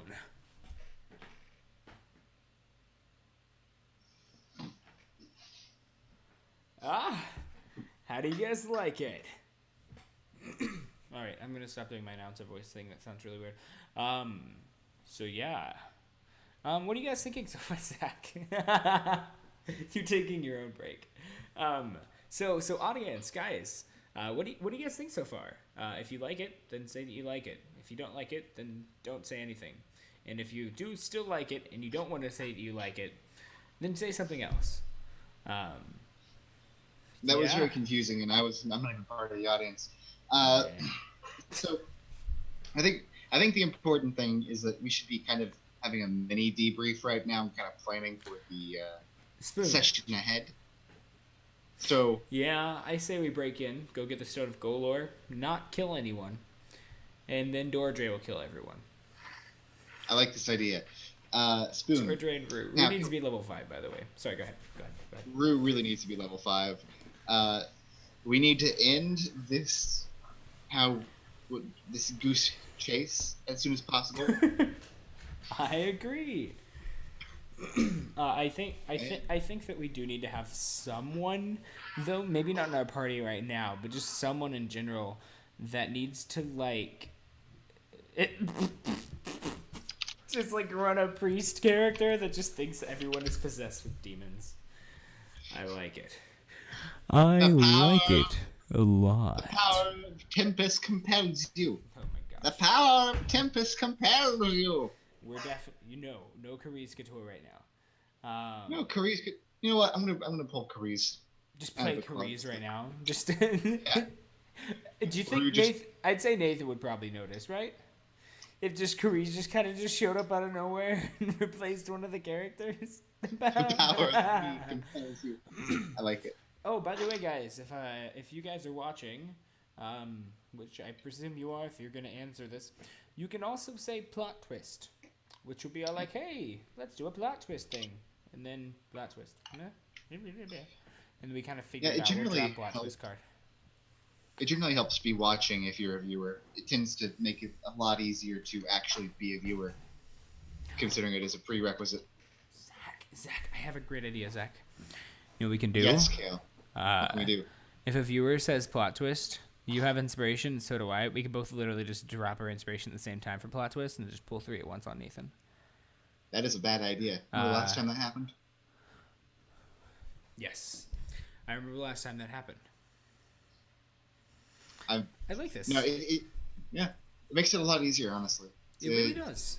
To yeah. visualize as a viewer. Yeah, So, but it so Zach, the reason I don't like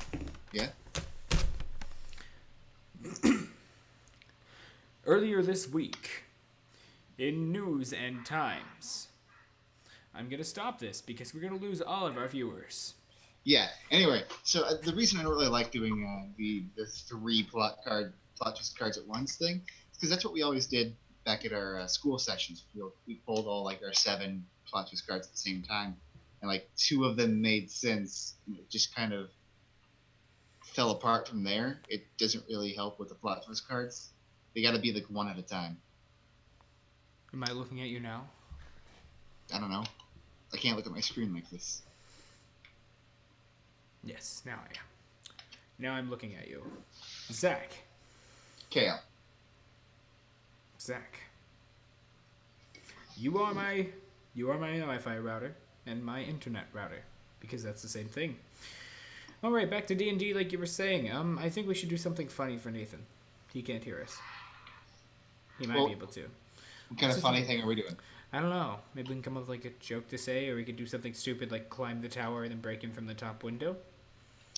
We've tried to climb every tower we've come across. And that's why this is appropriate. Yeah, I don't think it's going to help us, really. How comfortable is Rue with dive bombing? Are we talking getting a Stuka and just Well, Nazi Germany, London? well, I can this? gaseous form you, and then you can jump down and use hellish rebuke whenever you attack. That's a Carice thing. You can cast absolutely no spell because you're not level 5. Never mind. you can just land and then attack from behind while we attack. Or we can just take the Stone of Gold, or find a ton of money, kill a dragon, and do whatever. If there's a dragon to fight. What if we could just talk to people for once? Oh, yeah. I mean, we've done that a lot, but it usually turns whimsical. I think we're going for whimsical. Yeah. By the way, any kind of viewers that are hopping on, we're looking this way because we're crazy. Also, second, just wait up a couple minutes because our DM currently is on a little break. He's taking a hiatus from the stream, so we're just standing here talking. No. He's currently taking a. He's currently just taking a break, so just hang tight, and he'll be right back. And once he is back, then we'll continue playing. Feel free to jump in chat. We're probably going to try talking to everyone we can. And we view we view the comments a lot. So if you guys want to say anything to us, let us know.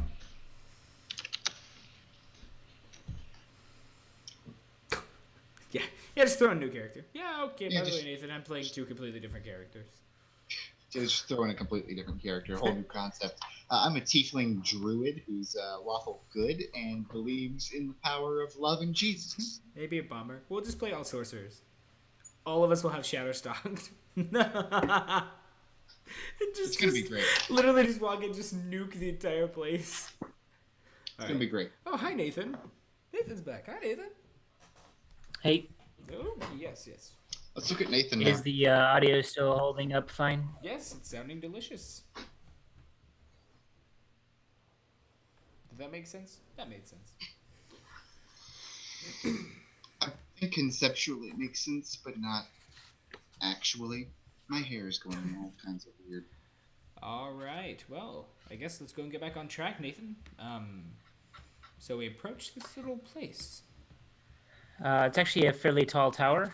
No, this fairly tall tower. Yeah. Okay. So It's called a spire for a reason.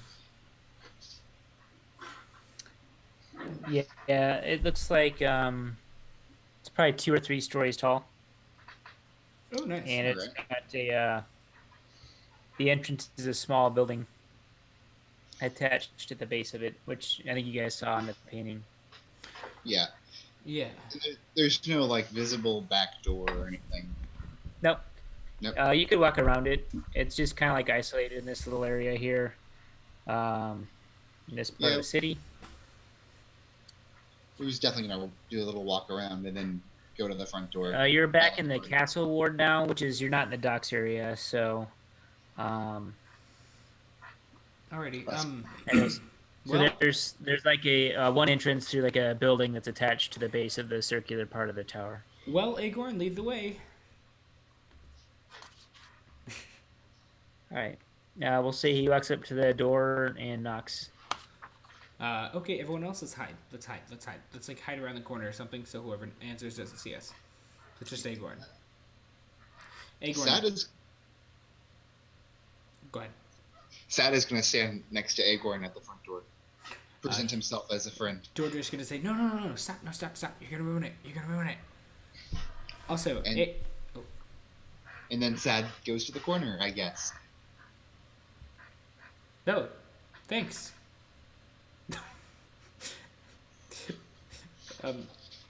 What progressive speech is Grandma? Does anyone answer, Nathan? Nope, no one answers. Okay, Agorn, open the door, please. Agorn, open the door, please. He opens the door. Oh, plot twist card. I'd like to trade in my inspiration. Can I do that? Is that available? Or Plot twist card. Yeah, plot twist card. If I trade in my inspiration, please. Something happened now.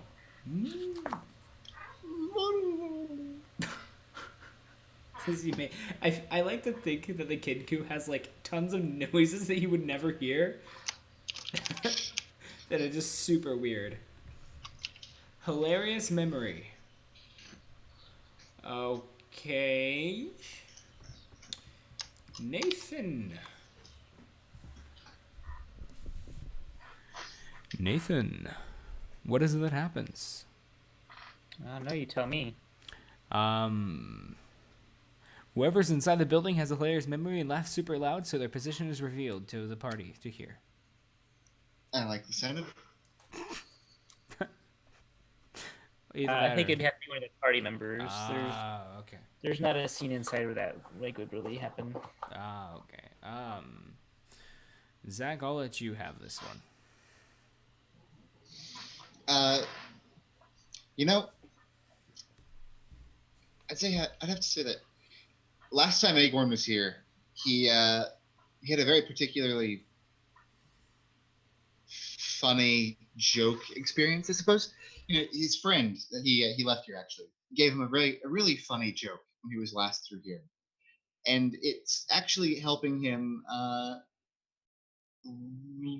gain control over himself again and realize, hey, these aren't my actual friends. They haven't told me any funny jokes. And he kind of chuckles at the joke that he remembers. Okay. That's what I got. Um, Funny, yeah, haha. I think in the future, Kale, if you're gonna draw a plot twist card, do want to make sure and maybe like narrate it. But Yeah, that was. and where are we at on inspiration? So, Kale, you spent yours. Zach, do you still have Yes. inspiration? Yes, I do. Okay. All right.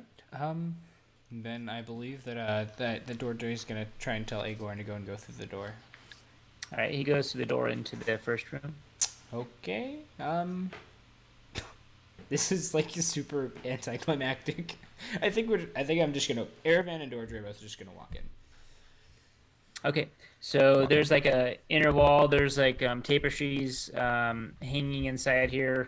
You can't really tell what the purpose is. It's kind of like a little like foyer area, and the tapestries are like rotting and falling apart that are hanging from the walls, like piles of like rotting tapestries on the floors. There's directly opposite the door you enter through is a like an outer door to the it's an inside door, but it's the outer door of the actual like tower itself, and it's got a like a little tiny peephole in the door. The floor to this room is actually like dirt, and where it's melted ice, there's like some muddy patches in here, so it's not even like a stone floor. But the walls are made out of stone though. Okay. And there's no one in here. It's just like a bunch of rotting tapestries, and then the door on into the tower at the peephole in it. All right. I think Aravan's gonna like look around on the ground to see if there's like a secret entrance anywhere. Okay, give me an investigation check. Okay. I rolled an 18 even. Okay, so you kind of like prod around and you don't find any sort of secret things like that. Okay. Zach. Rue's gonna enter the building, kind of like look around, and she sighs. She turns to Agorn and asks, "So, where would your friend have gone after being dropped off here?" When you say enter the building, you mean this first room or like on into the tower? The first room.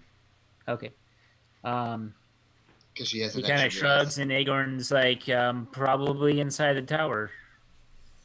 And then she like looks at the door that leads into the tower and goes, "Huh." She walks over to the door. Okay. I think my other characters just kind of go up that way as well. All right. She draws a short sword and goes to kick open the door. This is Rue? Yep. All right, so she kicks, and it kind of like makes like a thumping noise. You realize the door actually opens outward into the room that you're in. Nice. She grunts. There's a small sign that says pool on it. She grunts and says, "Oh, there goes my entrance." As she shoves the sword back into its sheath, and then opens the door inwards. All right. So she opens it. There's no one on the inside. The central area of the tower is like dominated by like a central column, and there's a spiral stairs. And as it goes around clockwise, it goes up the next floor, and then as it goes counterclockwise, it goes down into like a basement floor. The tower here is actually made out of stone.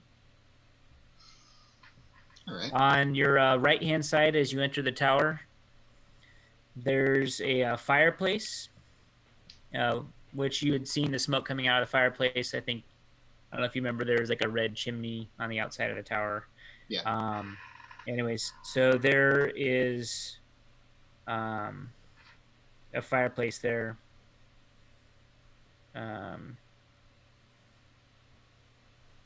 It's all blackened and everything, but there's no actual fire burning in it. All right. Rue's gonna turn to Agorn and ask, now is she up or down? And he just kind of shrugs and says, I just dropped her off. Well, Agorn, thank you for being a good friend to us. But where could she have gone?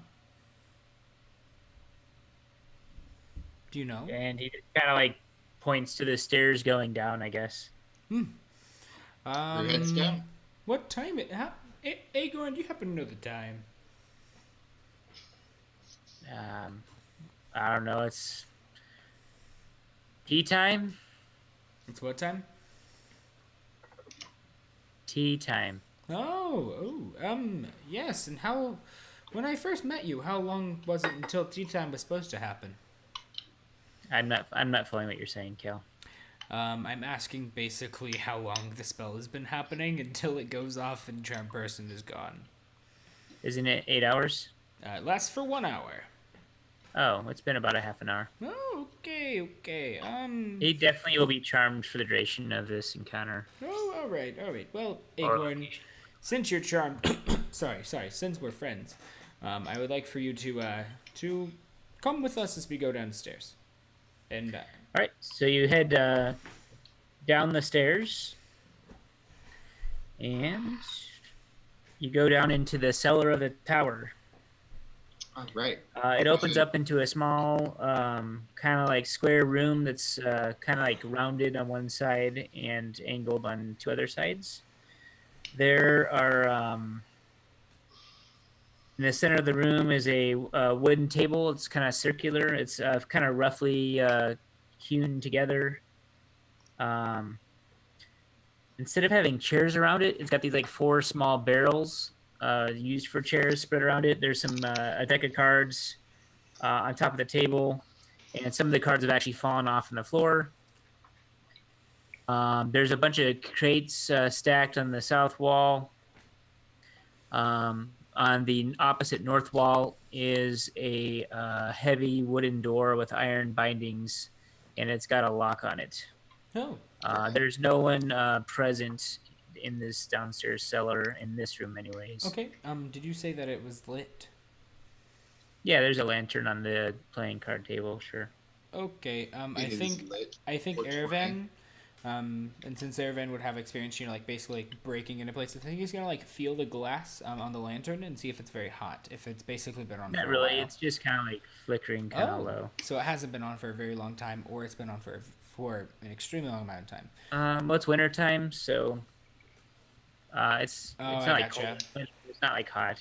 Okay. I think Erevan. I think he's gonna grab it. He's gonna say, "I hope no one minds," and he blows it out, so the place becomes dark. I think everybody here has Dark vision. some degree of I dark think- vision. Yeah? Yeah, I think so. Everybody can. Well, can Sad see in the dark? Sad can see in the dark better than Erevan can. Nuh-uh. Warlock eyes, boy. Oh yeah, he has. Well, he can see through magic, but he can see in the dark just the same though. No, he can see it just Yeah. So can Erevan. fine. Yeah, and I can see through magic. What can you do? Anyways, so you guys can still see. What do you want to do though? I believe You that got the Erevan- boxes on one wall. You got a door on the other wall, and then you've got the playing cards on the table. I think Erevan says, "Go check the boxes. Rue, come with me." And I think he goes over to unlock the door. Right. The pig. The boxes are full of rations and food. Ooh. Sad consumes.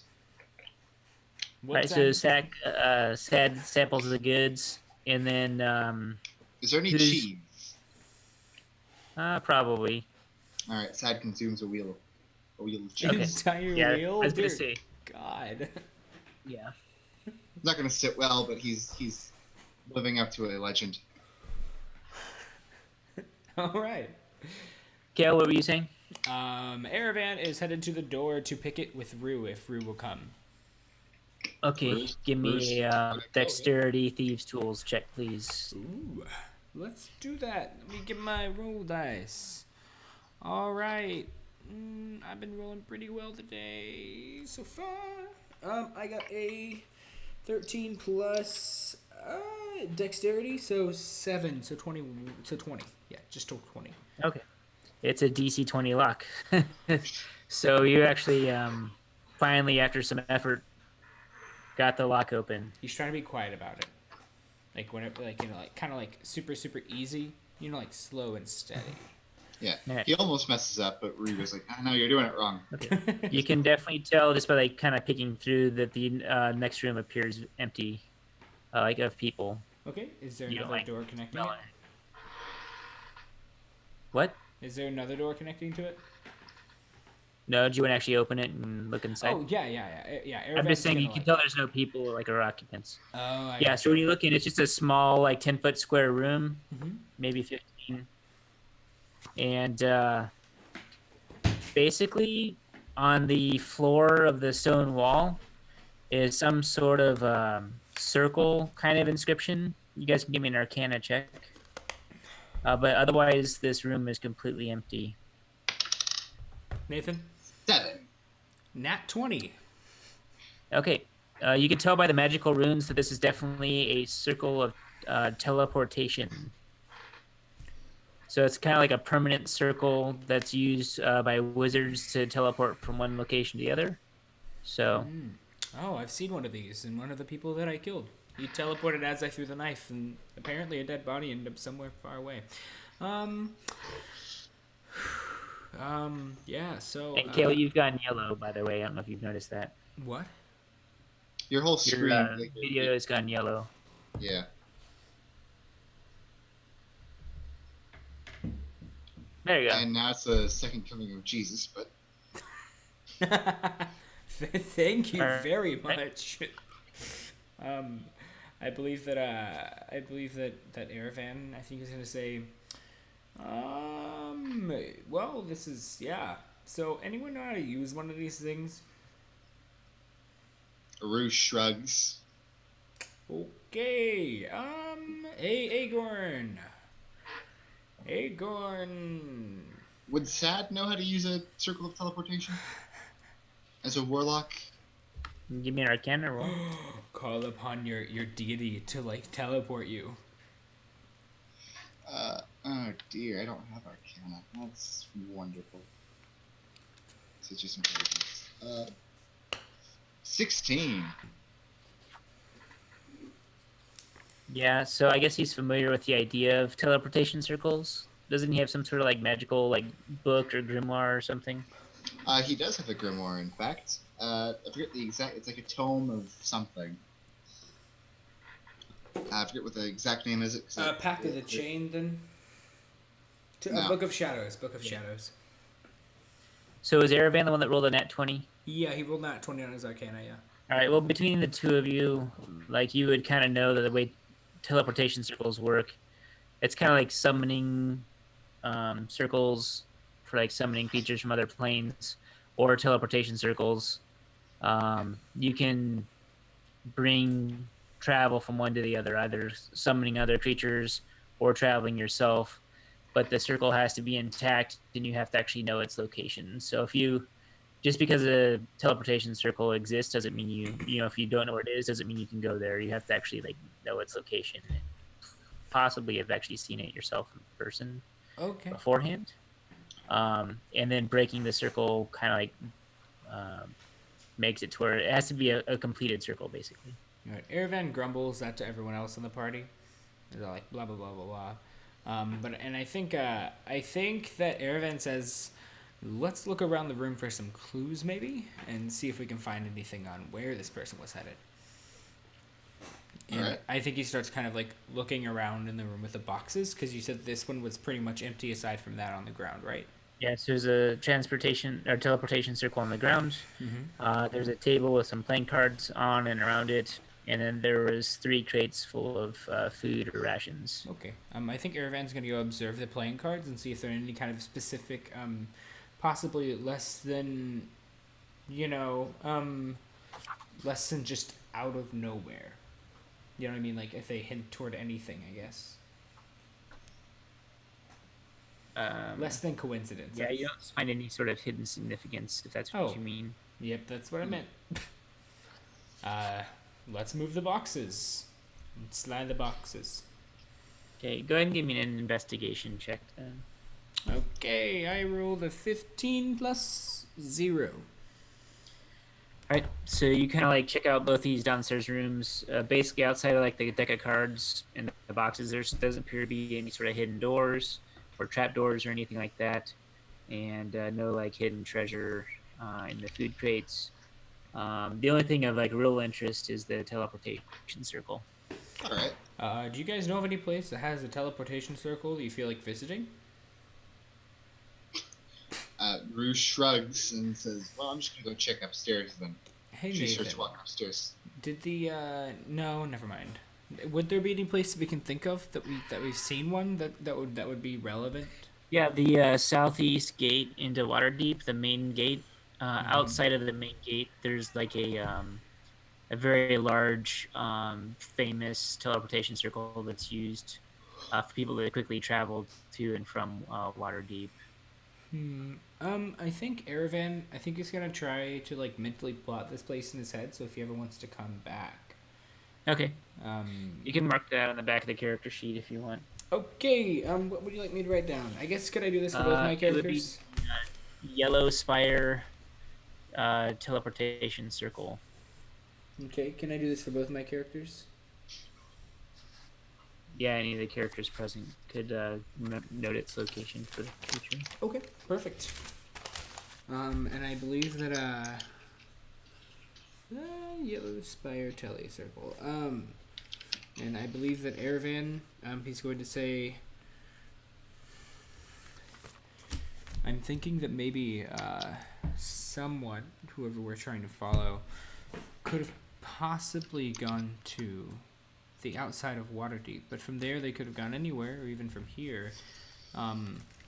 Nathan, can I check? Never. Well, you know, you're just gonna say no. You can't. You can check the search history on the teleportation circles, right?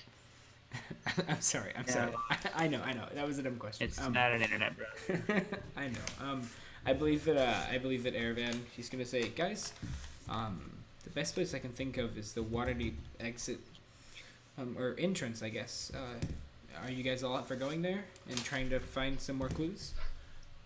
That seems to direct everything from this place. There's probably thousands of teleportation circles across. The multiverse. Okay. Let's go upstairs. Yeah, Rue's already heading upstairs. Like, Oh, so Ruth's already ahead of us. yeah, she said she was. You're in the leaving. basement of a multi-story tower, so. Bookmarks. So Rue, who goes up after Rue? I guess Dordre would be going up with her. And then third and Sad. fourth, and then Aravan last. Yeah. Aravan was investigating the room.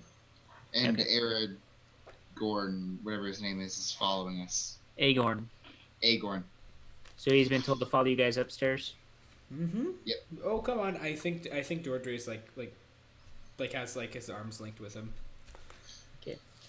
As you go up the stairwell, you start noticing on the walls there's black handprints, with some kind of ink, but like the handprints of people's right hands. Some of them are really large, and some of them are smaller. But there's like right handprints all over the walls in like black paint or something like that, and just smacked all over the walls. Oh, Dordre won't be too jealous because he is missing his left hand, not his right hand. As you approach, Zach, as Rue approaches the top of the stairs, you can hear this like kind of like chanting, and you can see there's like candlelight flickering from the upstairs room. You're just kind of like peeking, but you can hear like chanting going on in the upstairs room. She's very excited and quietly draws her short swords and continues her way up to the very top room. Okay.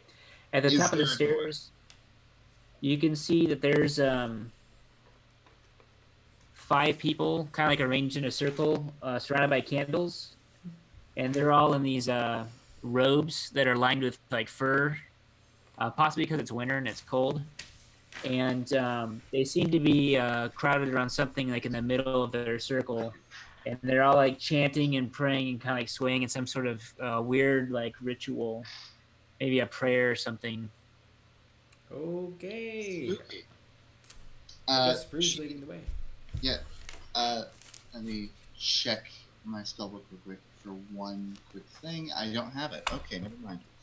So, as she like crests the top of the staircase with both short swords in hand, she's gonna try and like get up close to one of these cultists. I want to say sneaky.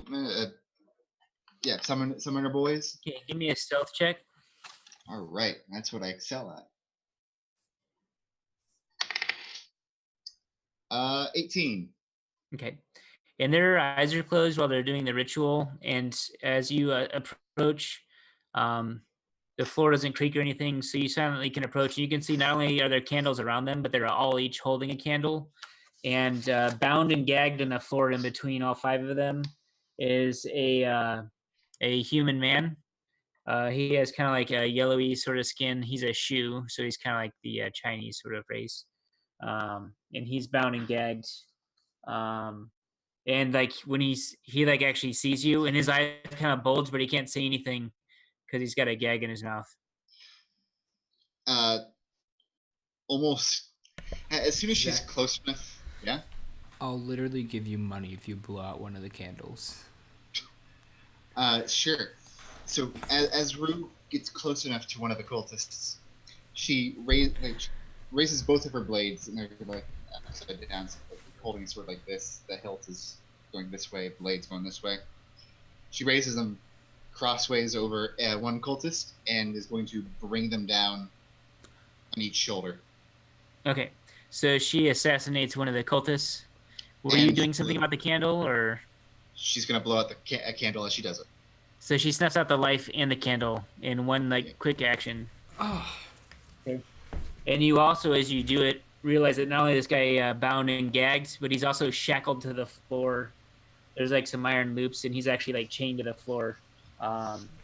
And you're now, Rue's now standing in a circle. Dordre was second, so Dordre's at the top of the stairs. Kale, what's Dordre doing when Rue kills the first one? he's a little bit surprised that she's like killing him already, but he's just gonna go along with it and do his chippy choppy bobby wobbin thingy, and he's gonna just take a candle out of one of their hands and then stab him with a rapier, but not snuff out the candle. He's gonna like pick up the candle and like stab. Actually, Dordre's good. Never mind. Dordre's not gonna do that. I think he's gonna walk over, and I think he's not gonna say much. Sorry, I'm just trying to think of like what would make sense for him to do narratively. I believe he's just going to take one of the candles from their hand, from one of the cultists' hands, and like not kill him. But he's gonna have his rapier ready. But he's gonna like take the candle, and if he reacts in in a harsh way, then he's gonna stab. So yeah. So he's taking a candle from one of them. Yeah, he's gonna like take the candle, and if the guy like reacts in any kind of way, he's just gonna like just stab down into them. So he's preparing an attack as well. Yeah. Okay. He's mechanically readying an action. Okay, go ahead and roll initiative for me, Kale. Okay, I rolled a 7. All right, I rolled a 6. Oh. So 9 to 8, Nice. 7 to 6. We're just going on down the ladder. Zach, yes, you did say let's just talk to them first. You're right. Nice job. it's too late now. You guys just walked in and started killing everyone. Well, I didn't so. kill Yep. anyone. I got ready to kill them. So This is what Rue Okay, does. so you have a chance, Kale, to actually do an attack real quick if you want, since you guys are going first. okay, there's a 7 plus 7 hit. There's a 14 hit. What are you attacking? The candle. No. He's not stabbing him. Like I said, he's readying an action. So he's gonna grab the candle and be ready to stab if the guy acts hostilely. It's basically, if the guy like stands up, then he's just gonna like just pierce him before he can actually attack him. They're all aware that you guys are here now and preparing to attack. Okay, guys, calm down. What are you doing up here? Rue's already assassinated one of them, so they're not even. The woman, there's a woman who's like looks a little bit more dressed up or done up. The other three who are still alive look a little bit more disheveled. There's 2 men and a woman, and then there's like a nicely dressed woman, and she says, "Kill them! How dare you interrupt our ritual?" Don't kill us. We're not. I guess we are interrupting your ritual, but still, Agorn, is that girl? Agorn, is this nicely dressed woman the girl? He's still in the stairwell. So, Okay. we'll say he walks to the top of the stairs, but he hasn't quite answered yet. Okay, Dordre, as soon as she says killed him, is it their turn or his turn? I'd like to clarify. Each one of the player characters may act. Okay, Dordre pulls out his hand crossbow and pops her right in the neck. Which one? The girl, dressed nicely. Well, didn't he have a rapier out? No, that was the Airvan. Okay. No, that was Dordre. Oh, yeah, you're right. Well, Dordre puts away his rapier, draws his hand crossbow, and shoots. That is 2 actions. No, it's not. I guess it'd be bonus action, Nathan. What's the resolution of this? If you're switching weapons, that's your action for the turn. You can also move. Okay, I'm gonna switch weapons and then just kind of like stand in the middle of the circle. No, I'm not. I'm gonna switch weapons, and since I'm only one-handed, I'm like, and I'm gonna like stand in the corner of the room, like closest to the stairwell, next to my friends. Now, are the other 2 player characters? Yeah, okay. Are the other 2 PCs, are they still on the stairs, or can they act this turn? Yeah, all of you guys can go. You get to drop on them. They're in a ritual with their eyes closed. You guys can all act. So, Okay. Sad is now up there, and he sees, Rue's blade sinking into the shoulders of this poor cultist who was sacrificing a guy. And, Sad just kind of like gives a shrug, some sort of animalistic, confused noise, and then just shoots 2 beams of Eldritch Blast into the woman. That is a 25. Which one of the main woman or the other woman? The main woman, the most important looking one. Okay. He attacks the shiny things. For 10 damage. And what would you use to attack her? 2 beams of Eldritch Blast. Okay. Purplish and necrotic.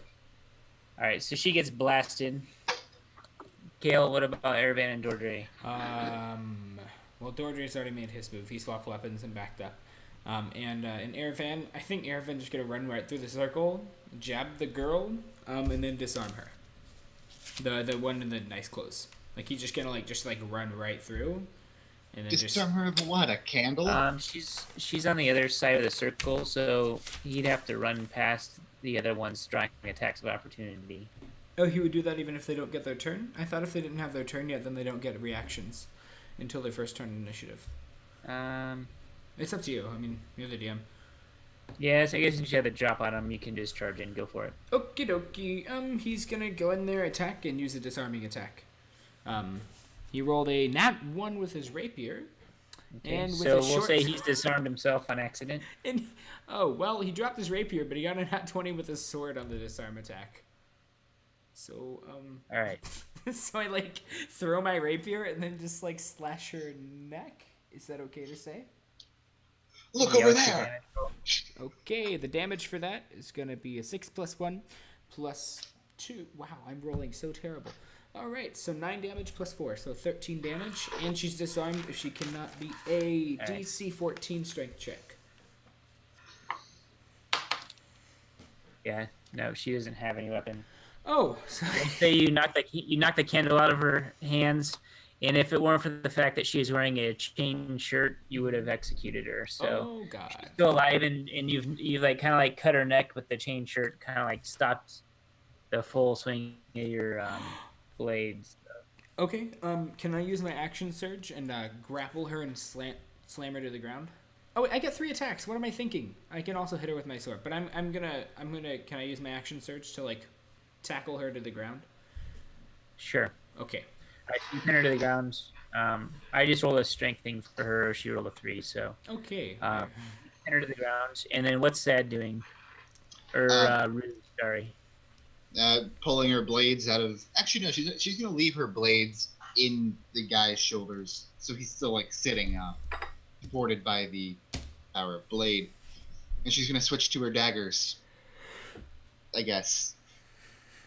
2 daggers. And do what? Charge at the next one, going around clockwise or counterclockwise. Okay. At least So she's the guy next to methodical. that one. All right, give me your 2 attack rolls then.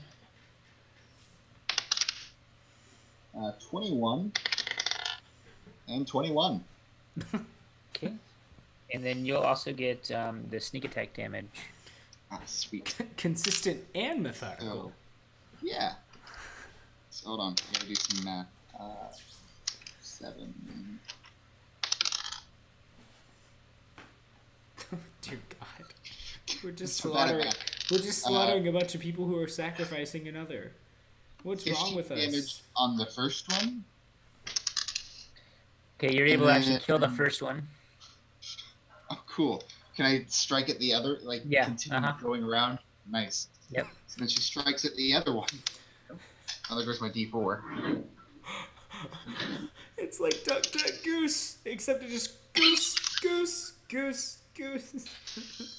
Oh god. 8, 14. Yeah, so she kills. So she's killed 3 of them in the circle already. Like out of how many? 5? I mean, Yeah. like, see, Irvin went after the girl who said, Yeah. kill them. They're so. not armored or anything. They're just humans. So. Yeah. So she's just like put both of her blades into this guy, pulled out her daggers, did like I don't even know how to describe it, like a swirl, cut one guy's throat, kept on swirling, went for the other guy. It's just all blood. She's loving it. She's having the time of her life. Oh my God, I'm pretty sure that she's a serial killer on more than just one level. If She's a you're- chaotic, evil rogue. If I she's don't know. enjoying it, I'm pretty sure there's a large problem. She hasn't had like real blood in a long while. I haven't never killed anyone, Zach, and I'm perfectly fine with that. I'll be honest with you. It's when you start. That's when it gets The you. moment that you damage Kale, she casts a spell, Oh, she and can cast this a whole area starts filling with these black, like evil-looking like devil creatures. Oh, wait, she can cast a spell even though she was even though I tackled her to the ground.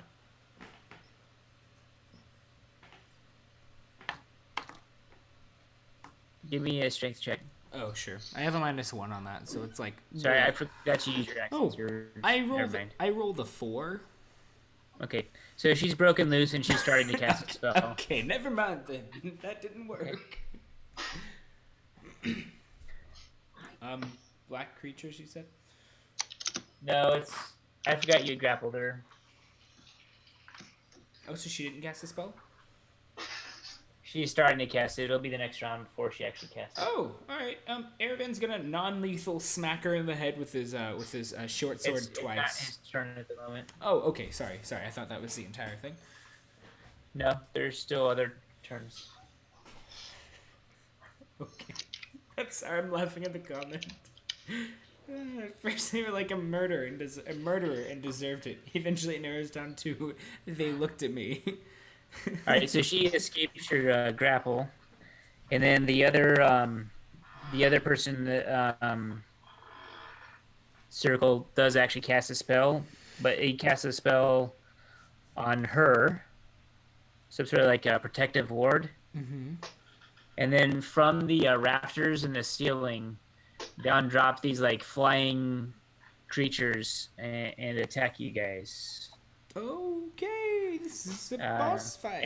as they lunge in, and they're kind of like hissing like, and they swoop down to bite. And you recognize them to be like snakes, but they have wings. All right, so Rue, the first one is gonna strike at you. All right.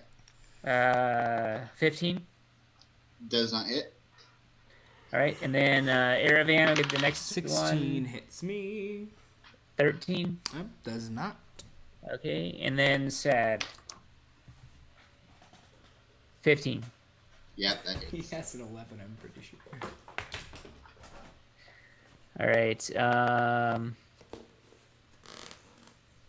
So the bite from the snake does 1 damage, and it injects you with poison.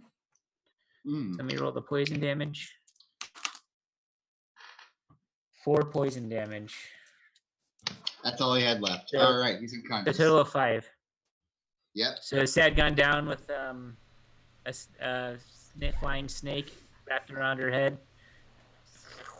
Sad has. Oh He's a god, boy. we better not let him sit there or he's gonna die. Like, really fast. Oh god. Okay.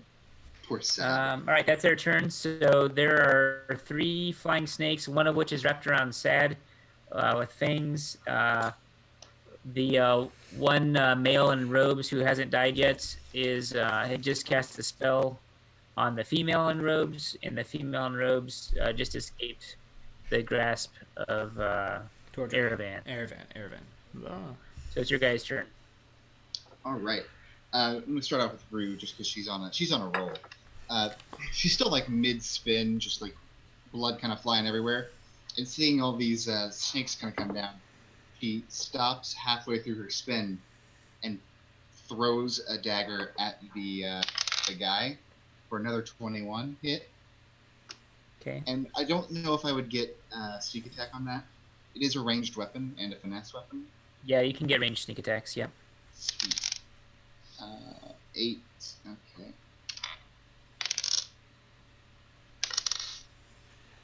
$17 damage. Okay. That embeds it in his neck, so she's killed a 4th one. Nice. Then she continues spinning, and with her left-handed dagger now, points the dagger, or like just try to shove it right in the big bossy woman. And that is a 9. No, wait. That is an 11. Okay, give me a wisdom saving throw, please.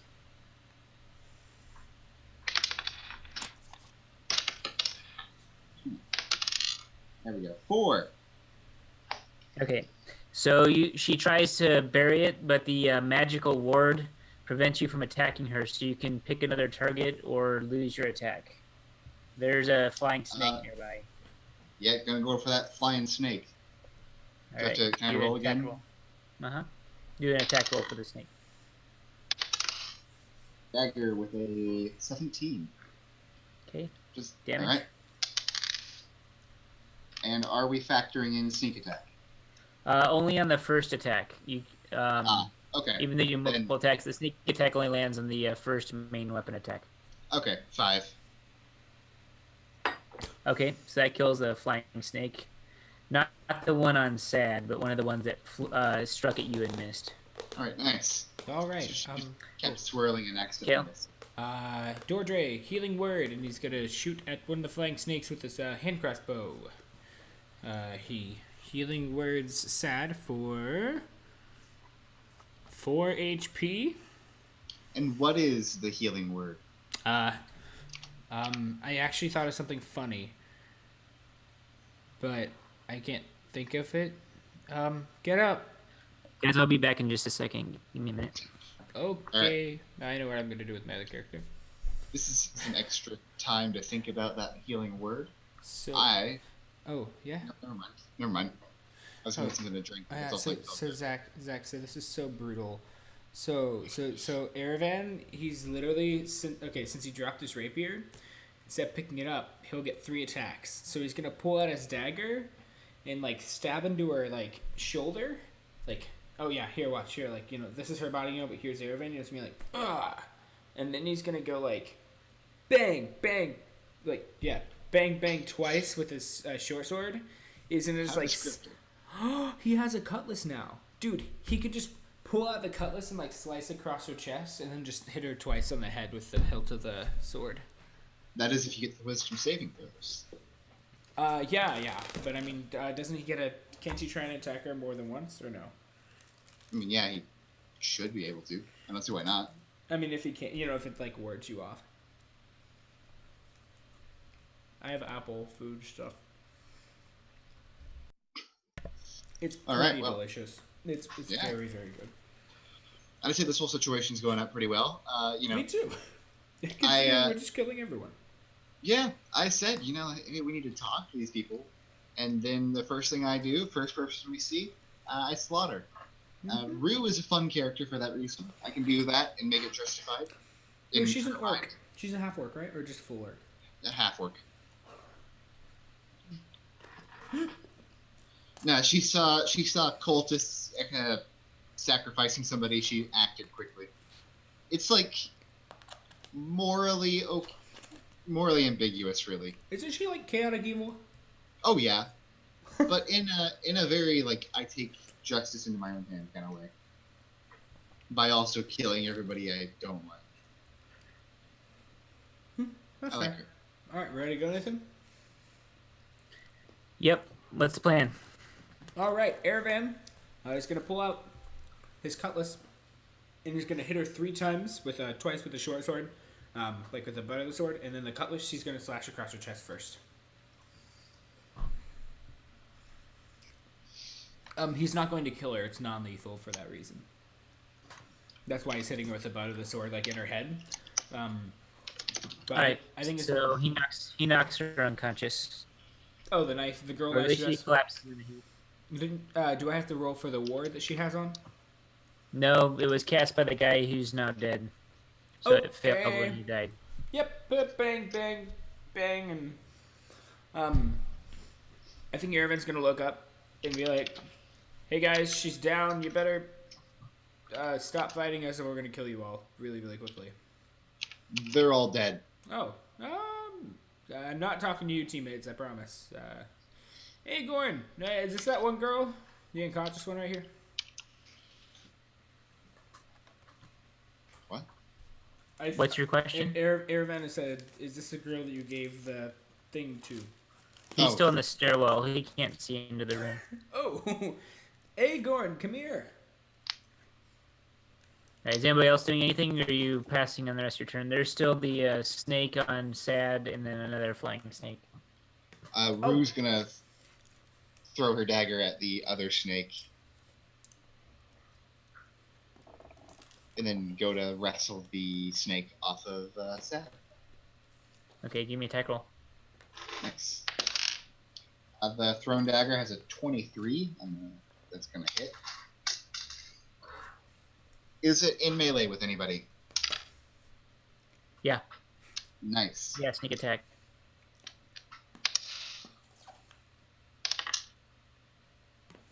$16 damage.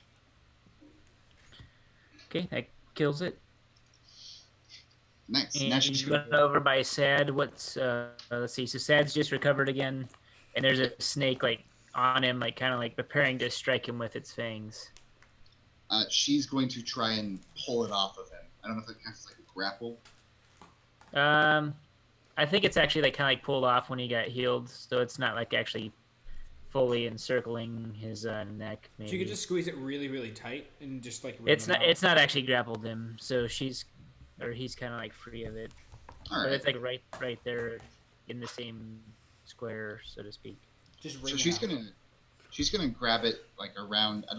not really the neck, but the head part of the body, and put her thumb on its snout to stop it from biting anybody. Ooh. Okay, give me an athletics check. Or, yeah, athletics. Nat 20, so. All right, so that happens. Is anybody else not acted yet? Dordre was gonna shoot at it, but then he puts down his weapon, noticing that he probably would have just shot Rue. And I think that's everything. I mean, Dordre's like trying to get Agorn. So yeah, that's everything for my characters. So you have a flying snake in hand and an unconscious woman, or partially conscious. We'll say she's slightly lucid, but like kind of knocked out.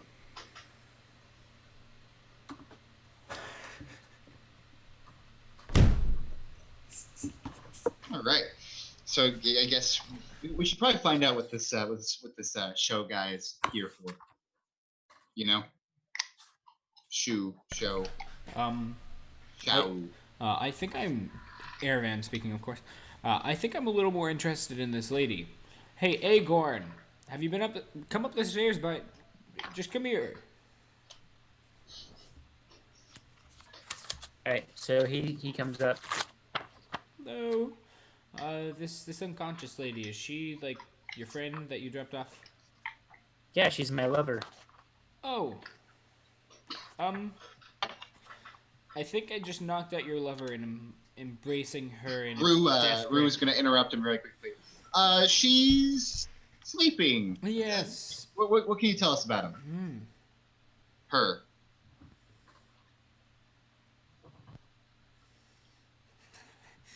I want to say that love would break the charm. Like true love's kiss breaks the charm that she's under. Yeah. Oh, I think this is where your card comes into play and you start remembering something funny. Oh, Dordre? Airvan. Oh, God.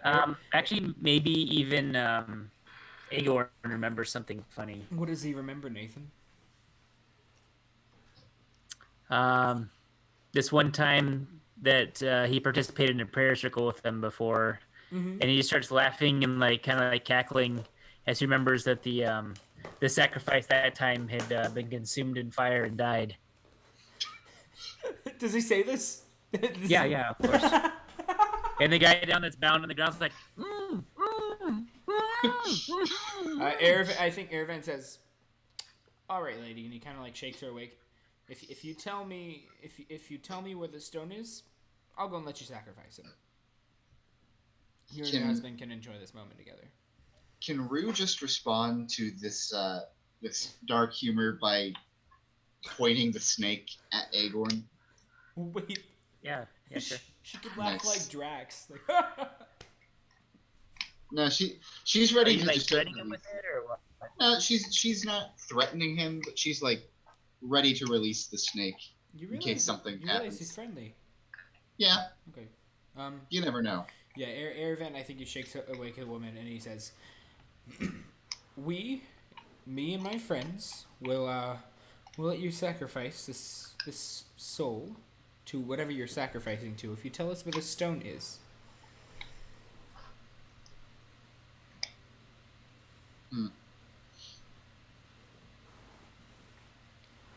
He says this to the woman.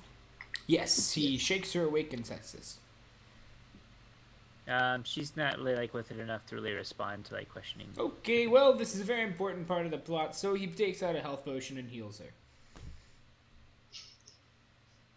But like drops. But also, like drops. Not he's not like just like giving her the entire thing. Do you have a health potion? Yep, he has a couple from that one place from a long time ago. He has one healing potion. Yes. It's right under his gold. You're gonna use it on her.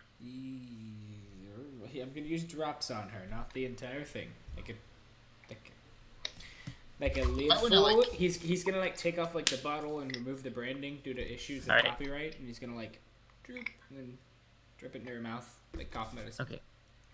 But healing potion's only like an ounce anyways, so you'd have to use the whole thing. Okay. Before you go any further, though, which character is this? Aravan. He wants information, he's gonna get it.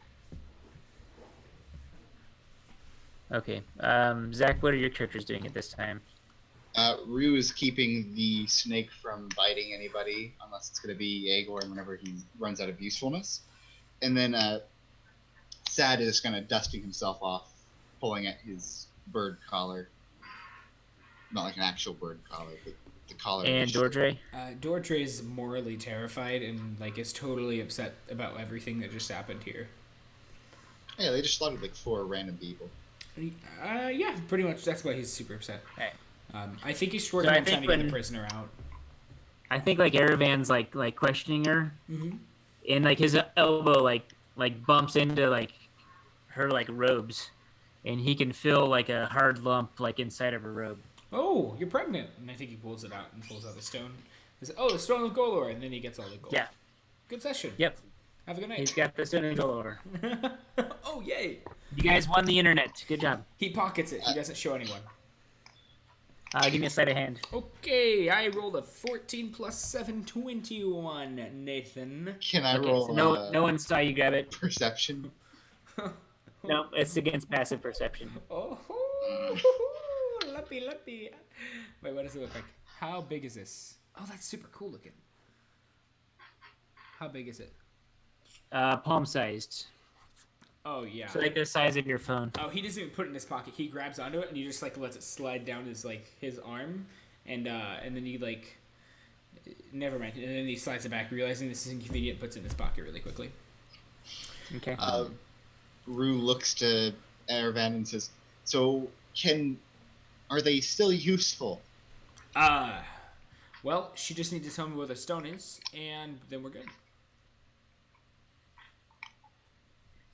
Ma'am, wake up. Okay. So she's kind of like slightly responsive. She kind of like moans and like says, "What?" And she's not really like giving like sentence answers. Oh, great. Aegorn, go help your wife. Guys, we're done here. All right, so he walks over to kind of like tend to her, Mm-hmm. and roll a dice 4. Okay, I got a 4. Okay, there's some treasure in here. There's a rolled up scroll tube that you would put scrolls in if you're like a wizard. It's partially burned, but inside of it are 2 more of the paper birds, the email birds. No, nice. Aravan actually doesn't look through the place because he got the stone, so that'll be for probably Zach's characters to find. I think maybe Rue or Sad spotted those. Mm-hmm. Yeah, Sad is totally- Dordre's helping the man out of the shackles currently. Yeah, Sad's totally doing that. Rue is just holding onto the snake, slowly moving it closer to the... You should tame it. Tame it, Zach. No, she's going to unleash it upon the 2 whenever they leave. Rue should tame it. She She's could have not a a snake. She could have a pet poisonous snake, dude. It like fits her perfectly. Fine, she'll tame the snake. They're both green, you know. They're both evil. Deceitful. Yeah. I don't know how a snake can be deceitful, but it is. Me neither. That's why I so like half-heartedly agreed. Well, So yeah, she's going to start petting the snake, while keeping one finger on the snout to keep it from biting her. She like lets go and she's like, "Oh, come here." And just it like coils around her neck. Oh god. Bite my finger. Yeah. Oh, it's nibbling. Oh. Thinking in. He rolls. You take 10 damage. Oh, it's okay. I'll just die after a couple more. It's like letting your pet dog maul you and saying it's cute. Like you're like, oh, come here, and just like chews a chunk out of your arm. You're like, oh, look at her go. She's so cute. Good boy. Good boy. Yeah. Yeah, I like, yeah. Does the guy in shackles, does he do anything whenever Dordre starts letting him like out?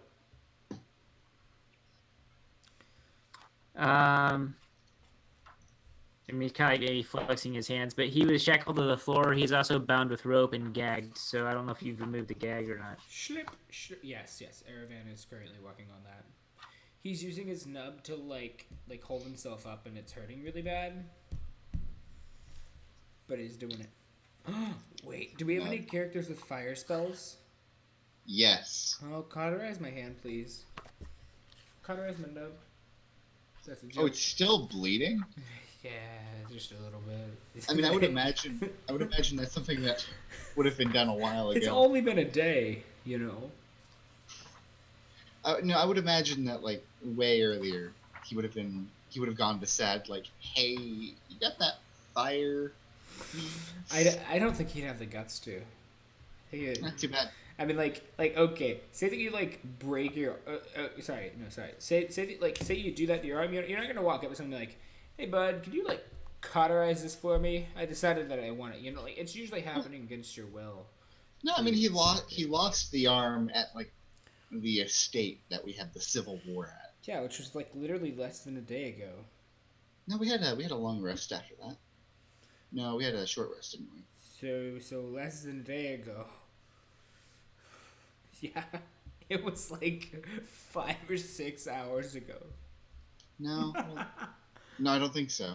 It was daytime, and we went. No, we had a nighttime rest after that. Because that was also. Wait, never mind. Yeah, that was about 2 episodes ago. I think you're right. All right, Yeah. Ervin is the resident elf. You notice a figure coming up the stairs while you guys are delaying in this room. Erevan is gonna look at him and go invisible, which you can't do. I think he's gonna approach the person and say, "Here's hello." the face of the person walking up the stairs." Oh, hang on. There's a bit of a lag, so. Oh, there we go. Oh, sexy boy. And one of his arms is actually some sort of metal construct arm. Oh, cool. I think Erevan's gonna say, hello, passerby. Farewell. And he's just gonna just try and walk by him. He says, he's at the top of the stairs, and the stairs are narrow, so he says, pass over the stone, and I may let you live. I don't have the stone, and I'm going to live anyway. I believe that lady knows where it is. And he points at the girl. Rue groans and says, yeah, we still haven't found the stone. Believe me, I've tried so hard. Erevan keeps the best poker face ever. He's been. And he says, so be it, and he begins casting a spell. Will you guys roll initiative?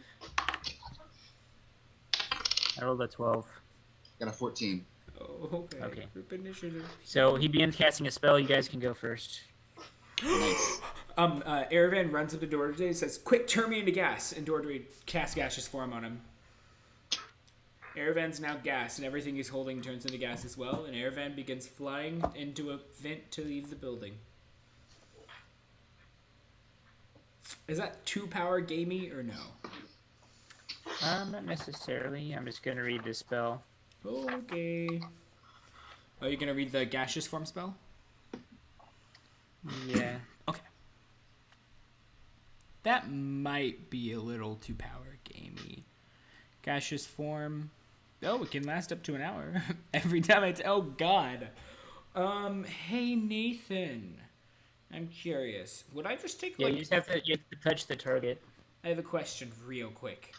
Okay, so say that I'm Erevan, going through, like, a tiny, tiny hole, and then Dordre takes damage and loses concentration, while Erevan's inside of a tiny, tiny hole. Does he just die? Does he take, like, tons of insane damage?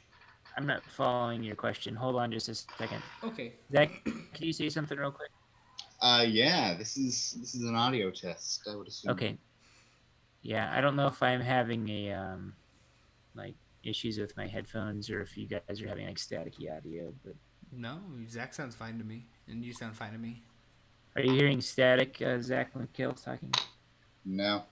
Okay, it might just be my headphones then. Alright, so you can cast gaseous form on another, you just have to touch them. So, Dordre casts it on Erevan, and Erevan turns into gas?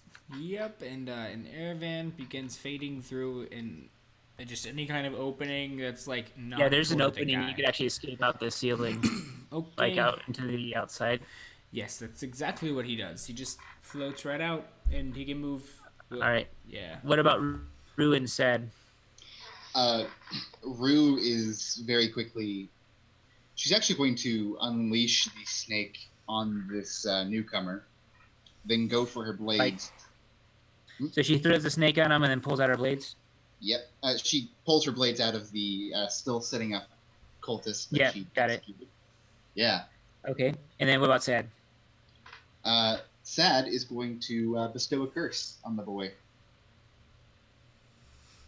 I'm so sad because Erevan, like, literally one of his flaws is when faced with a choice between friends and money, money comes first.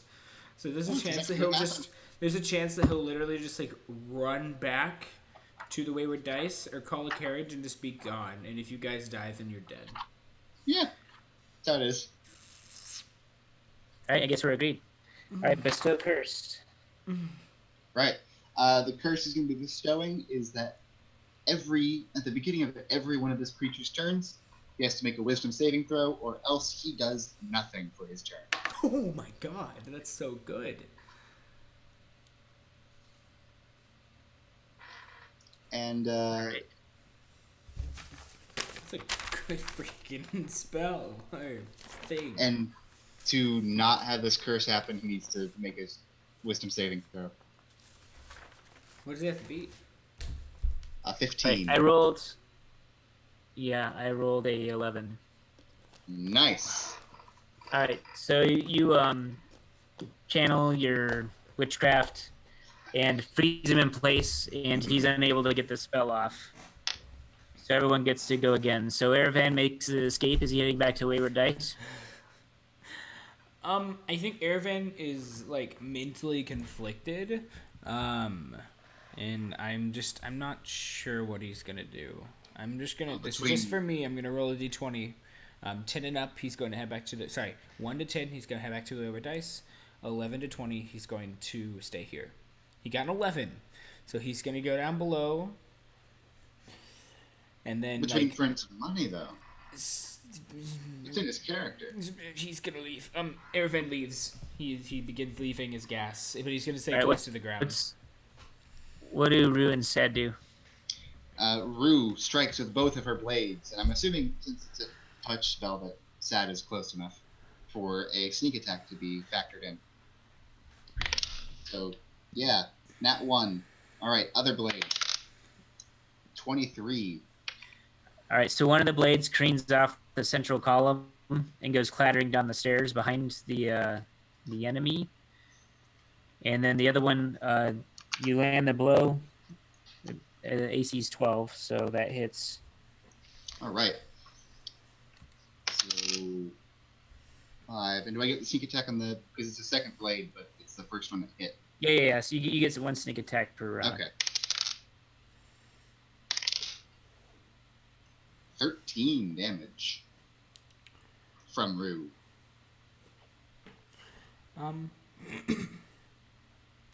Who is this man looking very hurt from this damage he's taking? Nope. Nice. I think Erevan is gonna look over, and I think he says, Erevan's not in the- Dordre, sorry. I think Dordre says, which one of you deserves to live more? What? Which one of you deserves to live more? They both raise their hand? What is Sad's alignment? Let me... Hold on. You know, What? Rue, Yeah, what are you asking? you'll see. Rue, I think Okay, it looks over to Rue, and I think it says, Rue, you've done some very good. Do you want a free ticket out of here right now? She shakes her head. No? She's itching for a fight. Okay, maybe not. Okay, he was just gonna cast Gaseous Form on one of them and then like let them leave while he throws his beads of fireball at the enemy and kills him, probably, hopefully. He's gonna cast Spirit Guardians. So what does Dordre actually cast? He's casting Spirit Guardians, which will turn off the gaseous form on Erevan, since Erevan's already like out of there. Was he up in the air or was he down on the ground? Airvan can move 20 feet, so he could. So basically, he moved 20 feet on his first turn, and then 20 feet straight down once he got out. Is he on the ground yet? Okay. We'll say he falls like the last 10 or 15 feet, but he's an elf, so we'll say he's fine. Alrighty. And then, do you cast Spirit Guardians? Yes, and chooses Rue and Is Sad to this not what be Dordre has? damaged. Yeah, Dordre has Spirit Guardians.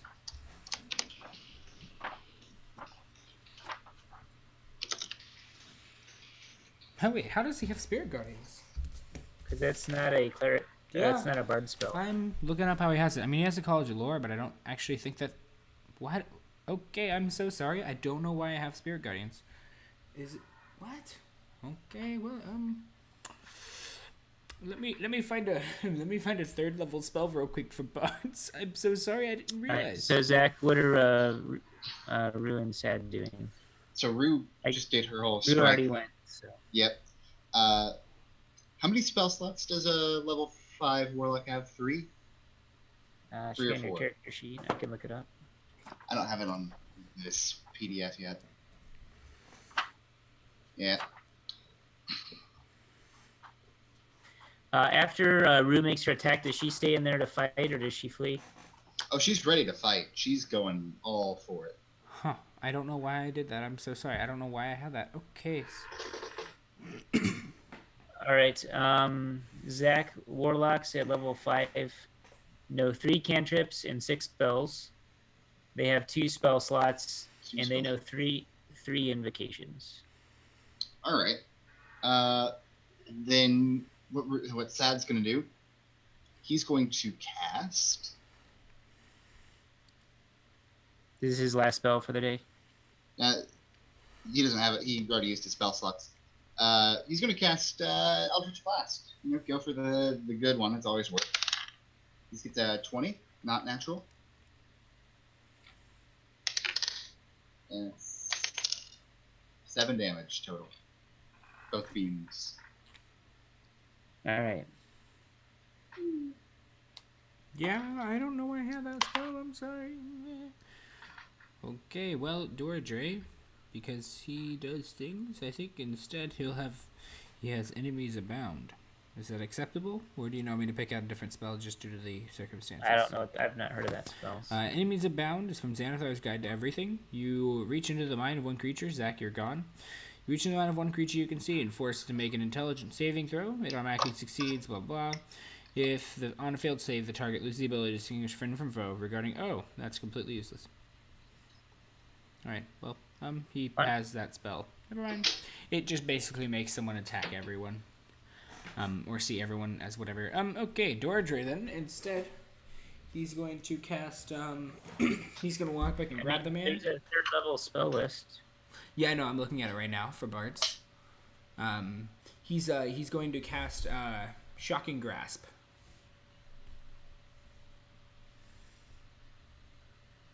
What happened? That's not on the cantrips either. How? I don't know how I have all the spells that I do for him then.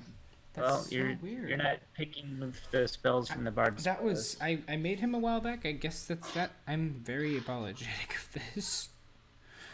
Okay. I think bards can sometimes pull spells from other... Yeah, see, that's what I'm thinking, because he's College of Lore, so he probably gets... I think he gets mage cantrips. But I don't know if that's at the beginning. College of Lore, blah, blah, blah. You want to go with your original idea with the gaseous form, or no? And then I'm just going to gaseous form. I'm going to touch Sad and gaseous form him and say, go. Sad, he go. Can't blame that one on the dog. Is Sad gonna flee the room the same way Erevan did? Yes. All right. I rolled a 20 for the will save, a nat 20. So he recovers from your curse. And the lightning kind of shines around his hands, and he casts lightning bolt into Dordre and Rue. Like recovers from the curse. Okay. The curse completely? I'll make my deck. Well, he can actually act, so he has to make a will save to be able to act. Hey, Or Yeah. wisdom. hey, Zach, do you still have inspiration? Yes. Do you want to give it to me? Because that's what I rolled for my dex save. Sure. Sorry about that flashing. That's the IR from the iPhone. Okay, an advantage. All right, Nathan. I rolled It's a dex save. Yeah, I rolled this time I rolled a 5. +3? Nope. Yeah, +3. So I got a 17. like 8. Wait, 10. It does 35 damage. Dordre, The save DC is a 21. oh my. God. Okay. He teleported from the teleportation circle. Congrats, friend. That's probably where he came from. Yeah, you guys neglected to disrupt the circle Yeah, we did. Yeah. or flee the room when you had a chance. Yeah, or give him the stone. Well, So what are you guys hit points at for Rue and Dordre? Oh, 11. Dordre's down by a pretty good amount. Okay. Hey, Nathan, I actually have a question. I was gonna ask this beforehand, and I'm not trying to retcon anything. Would it be bonus action to throw one of the beads of fireball? I'm curious. I'd have to look up the fireball. I don't. I was gonna say that I pulled them out. Is that acceptable to say? So like I'm Nope. just okay. No, you're not. You're unconscious. Okay. What about Rue's hit points, Zach? They were at 11. She has a max of 27. Okay, so she didn't die outright, but she's unconscious. Yep. All right, so I think we'll need to end the session here tonight. It's 1 a.m. What? So we'll end with Rue and Dordre unconscious in the tower, and Erevan and Sad have escaped through the. We'll say Sad actually comes to midair and falls the height of the tower and lands unconscious at the feet of Erevan, and Erevan's able to stabilize and escape with Sad. Does that work for you guys? Yeah. Works for me.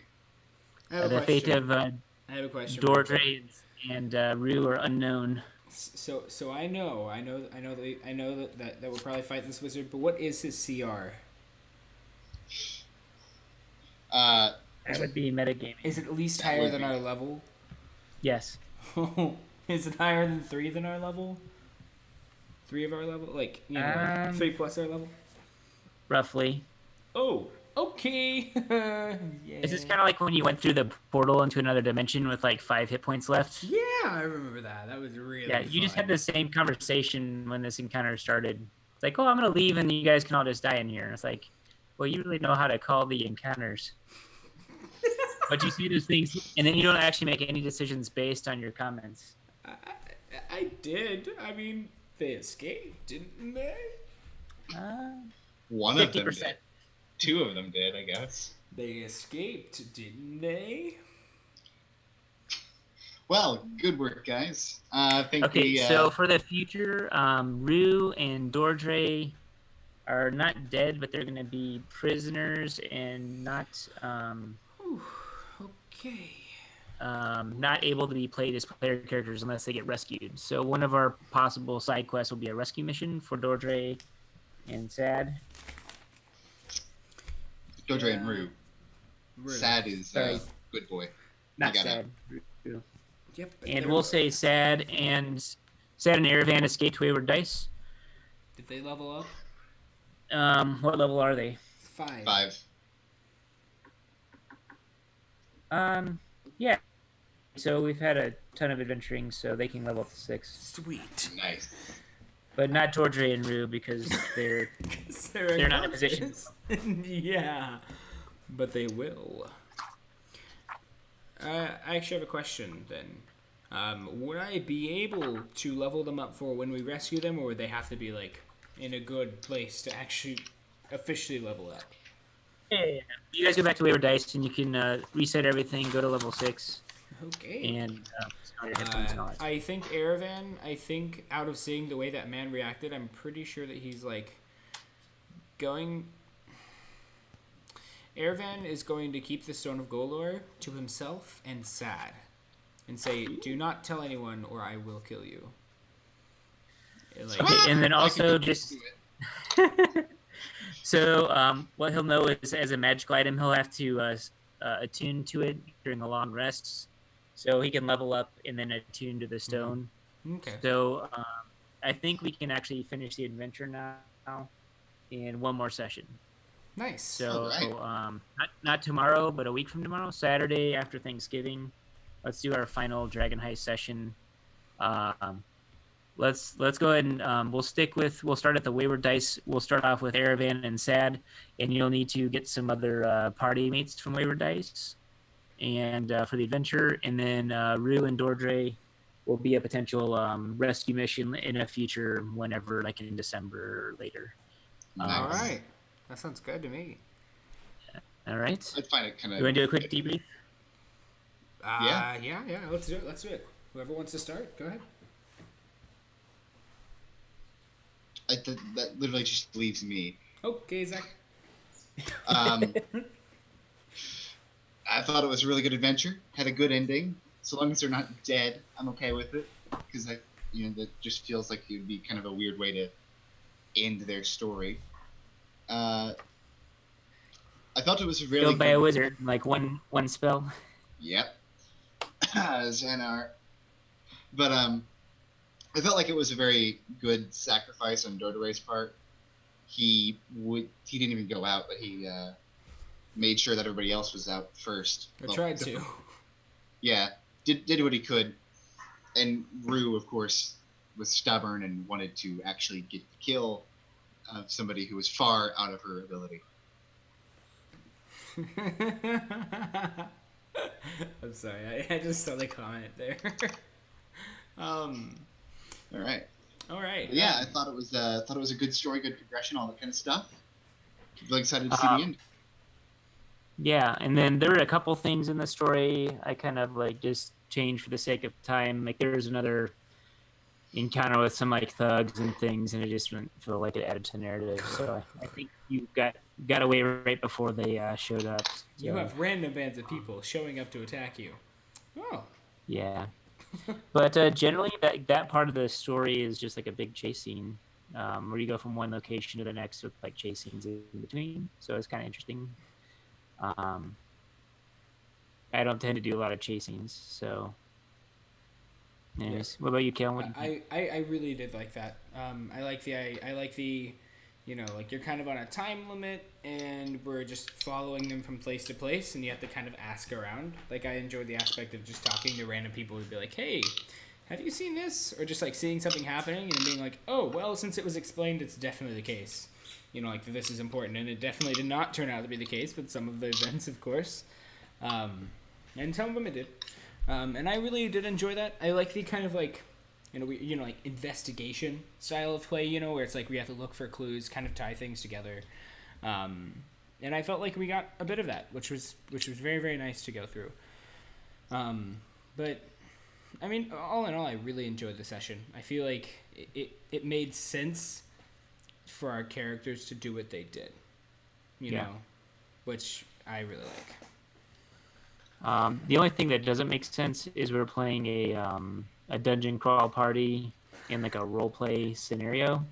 So like in like we've got a drow elf on the surface in Waterdeep, which is kind of preposterous. But anyways, it's all kind of like working out well enough. This is definitely, I think, I've bought every adventure that has been published for 5th edition D&D. This is definitely the shortest one out of all of them. Most of them are really long ones, so it's kind of cool that we're actually going to finish it quickly. So I don't feel like I'm getting my money's worth out of it necessarily, but I do actually like the setting and like Waterdeep, so it's kind of nice to have the Waterdeep thing. But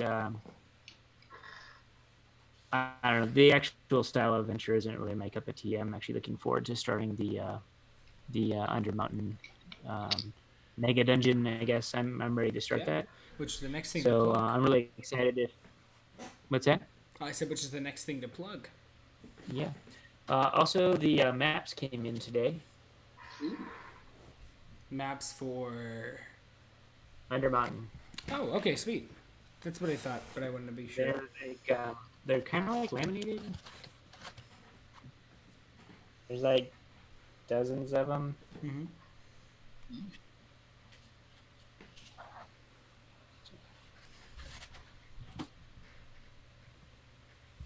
So each level has like Oh wow, those are some awesome looking dungeons. yeah. Gosh. It's a little laggy on the video, but Yeah, I those are know. awesome looking. But yeah, so I've got all those. So what I may even do, I haven't decided. I'll probably photocopy them so I can manipulate them somehow or scan them or something. I don't know yet. Instead of actually using them because you don't want to mess with those pristine copies. No, those are. Yeah, so we'll figure it out. And I may just actually put like paper over it and just like trace out the map as you go or something. I don't know. So we'll figure out how to handle the dungeon crawl, or Yeah. maybe you guys can play a character that makes the map and you just gotta make your own map. I don't know. Yeah, so I think it's been a fun role play adventure. I think some of our more surface friendly characters aren't really being played, but you guys are playing the characters you enjoy, which has been really fun. I think going into the end of the adventure with like 2/3 of your party was a bad idea. Most of the DM hints I give you guys are completely ignored. That's what So, we like, That's what we're here for. are you sure you want to play with only 4 characters and not 6 or 8? Are you sure And, you want to spend a spell slot? If Nathan, if you wouldn't have said that and I actually would have spent a spell slot, we would have had one more dead character. I'll be honest. Almost every time I'm double checking, someone either dies or almost dies, or becomes imprisoned by a wizard. Windropper is looking at us, so. Yeah. Oh no. Yeah. So pretty much. I mean, so what? So guys. So a week from tomorrow, we'll be jumping back on, finishing up this adventure. Hopefully, by hopefully Yep. I mean we Saturday will. after Thanksgiving, we'll finish up Dragon Heist. And also, as we've said before, we're going to be continuing Dragon Heist. Pretty soon, Zach is going to be doing some Coriolis, probably. He'll be running that with me playing, Nathan occasionally, and we'll kind of just see what happens from there. But yeah. Oh, Nathan? Yeah, I think the plan is for Zach to run a science fiction game called Coriolis on Friday nights, and then I will continue running D&D on Saturday nights. Now, the issue with the Coriolis campaign is that they just came out with their first book, Emissary Lost, for their first adventure expansion. And while that's really good, I've looked a little bit into it, it's really interesting. I don't have any access to that. I don't have money. I might get it actually sometime before then if I can make way for it. But regardless of that, the plan I have is to run an original campaign I've been developing since I first started playing Coriolis, which takes a very liberal idea of the lore and kind of is a personal interpretation. All right. Well, that was a pretty good plug, I'd say. Yeah. Well, so yes, so look forward to that. Look forward to Dungeon of the Mad Mage. And, yeah. Oh, also, I'm hoping, Nathan, if it's acceptable with you, if we introduce our wild card, or plot twist, as you say, from the Island of Jolt next session. Ooh. Yeah, so once we wrap up Dragon Heist, then we can basically transition over to opening up all the characters that we have to show up at the Wayward Dice. Okay. And anyone's fair game to use for Undermountain. So. Oh yes, and also guys, just so you know, even though Undermountain has a completely different campaign, we're gonna be keeping the exact idea of like Wayward Dice and everything else. All of our characters are gonna be staying there. Everyone's gonna be kind of just integrating into the next one. Yeah, that whole idea of the Wayward Dice was for the Mega Dungeon. Exactly. Or whatever. Yeah. So yeah, I think so we'll be, I guess, starting in December. So November we'll wrap up Dragon Heist. So starting in December, then we'll pick up D&D Dungeon of the Mad Mage, which is Under a Mountain, on Saturday nights, and then Zach will pick up Coriolis on Friday nights. I'm not sure I can make every Friday night, but I'll try to. All right. That sounds great to me. Do you guys have anything else to say before we close it all up for tonight? No. I'm good. All right. Thank you very much for watching. Yeah, guys, thank you so much for watching. Join us on our Discord. We always have room there. Just now opened up thanks to Zach who made it. And then we also have YouTube, which you can go watch and see our old videos that we've already done. Beautiful me, beautiful Nathan, beautiful Zach. The occasional and mysterious beautiful Ethan. And the lovely Alexis. Also, email us and let us know what you think. Hey, Or else you might get killed by some time traveling wizard. Wizard, yeah, time traveling. What is he from World War III, Nathan? Is that what it is? No. Illuminati no. confirmed. Not World War III, World War V. Nope, not that Oh, either. 5. Sorry, 5. Yeah, Okay. we went from Just- nuclear weapons, sticks and stones, to lightning. Just remember, you guys have been playing D&D mostly at level 5 and lower. So as we start playing at higher levels, the enemies are going to be much more powerful than you're used to. Yeah, it's gonna be great. So Well, yes, this is probably why we have 80 characters to choose from, so you can learn. Zach, Shiku, and what? Gara. Yeah, Shiku and Gara. All right, guys. Have a good Right. night. Thanks for watching. Good night. Bye-bye.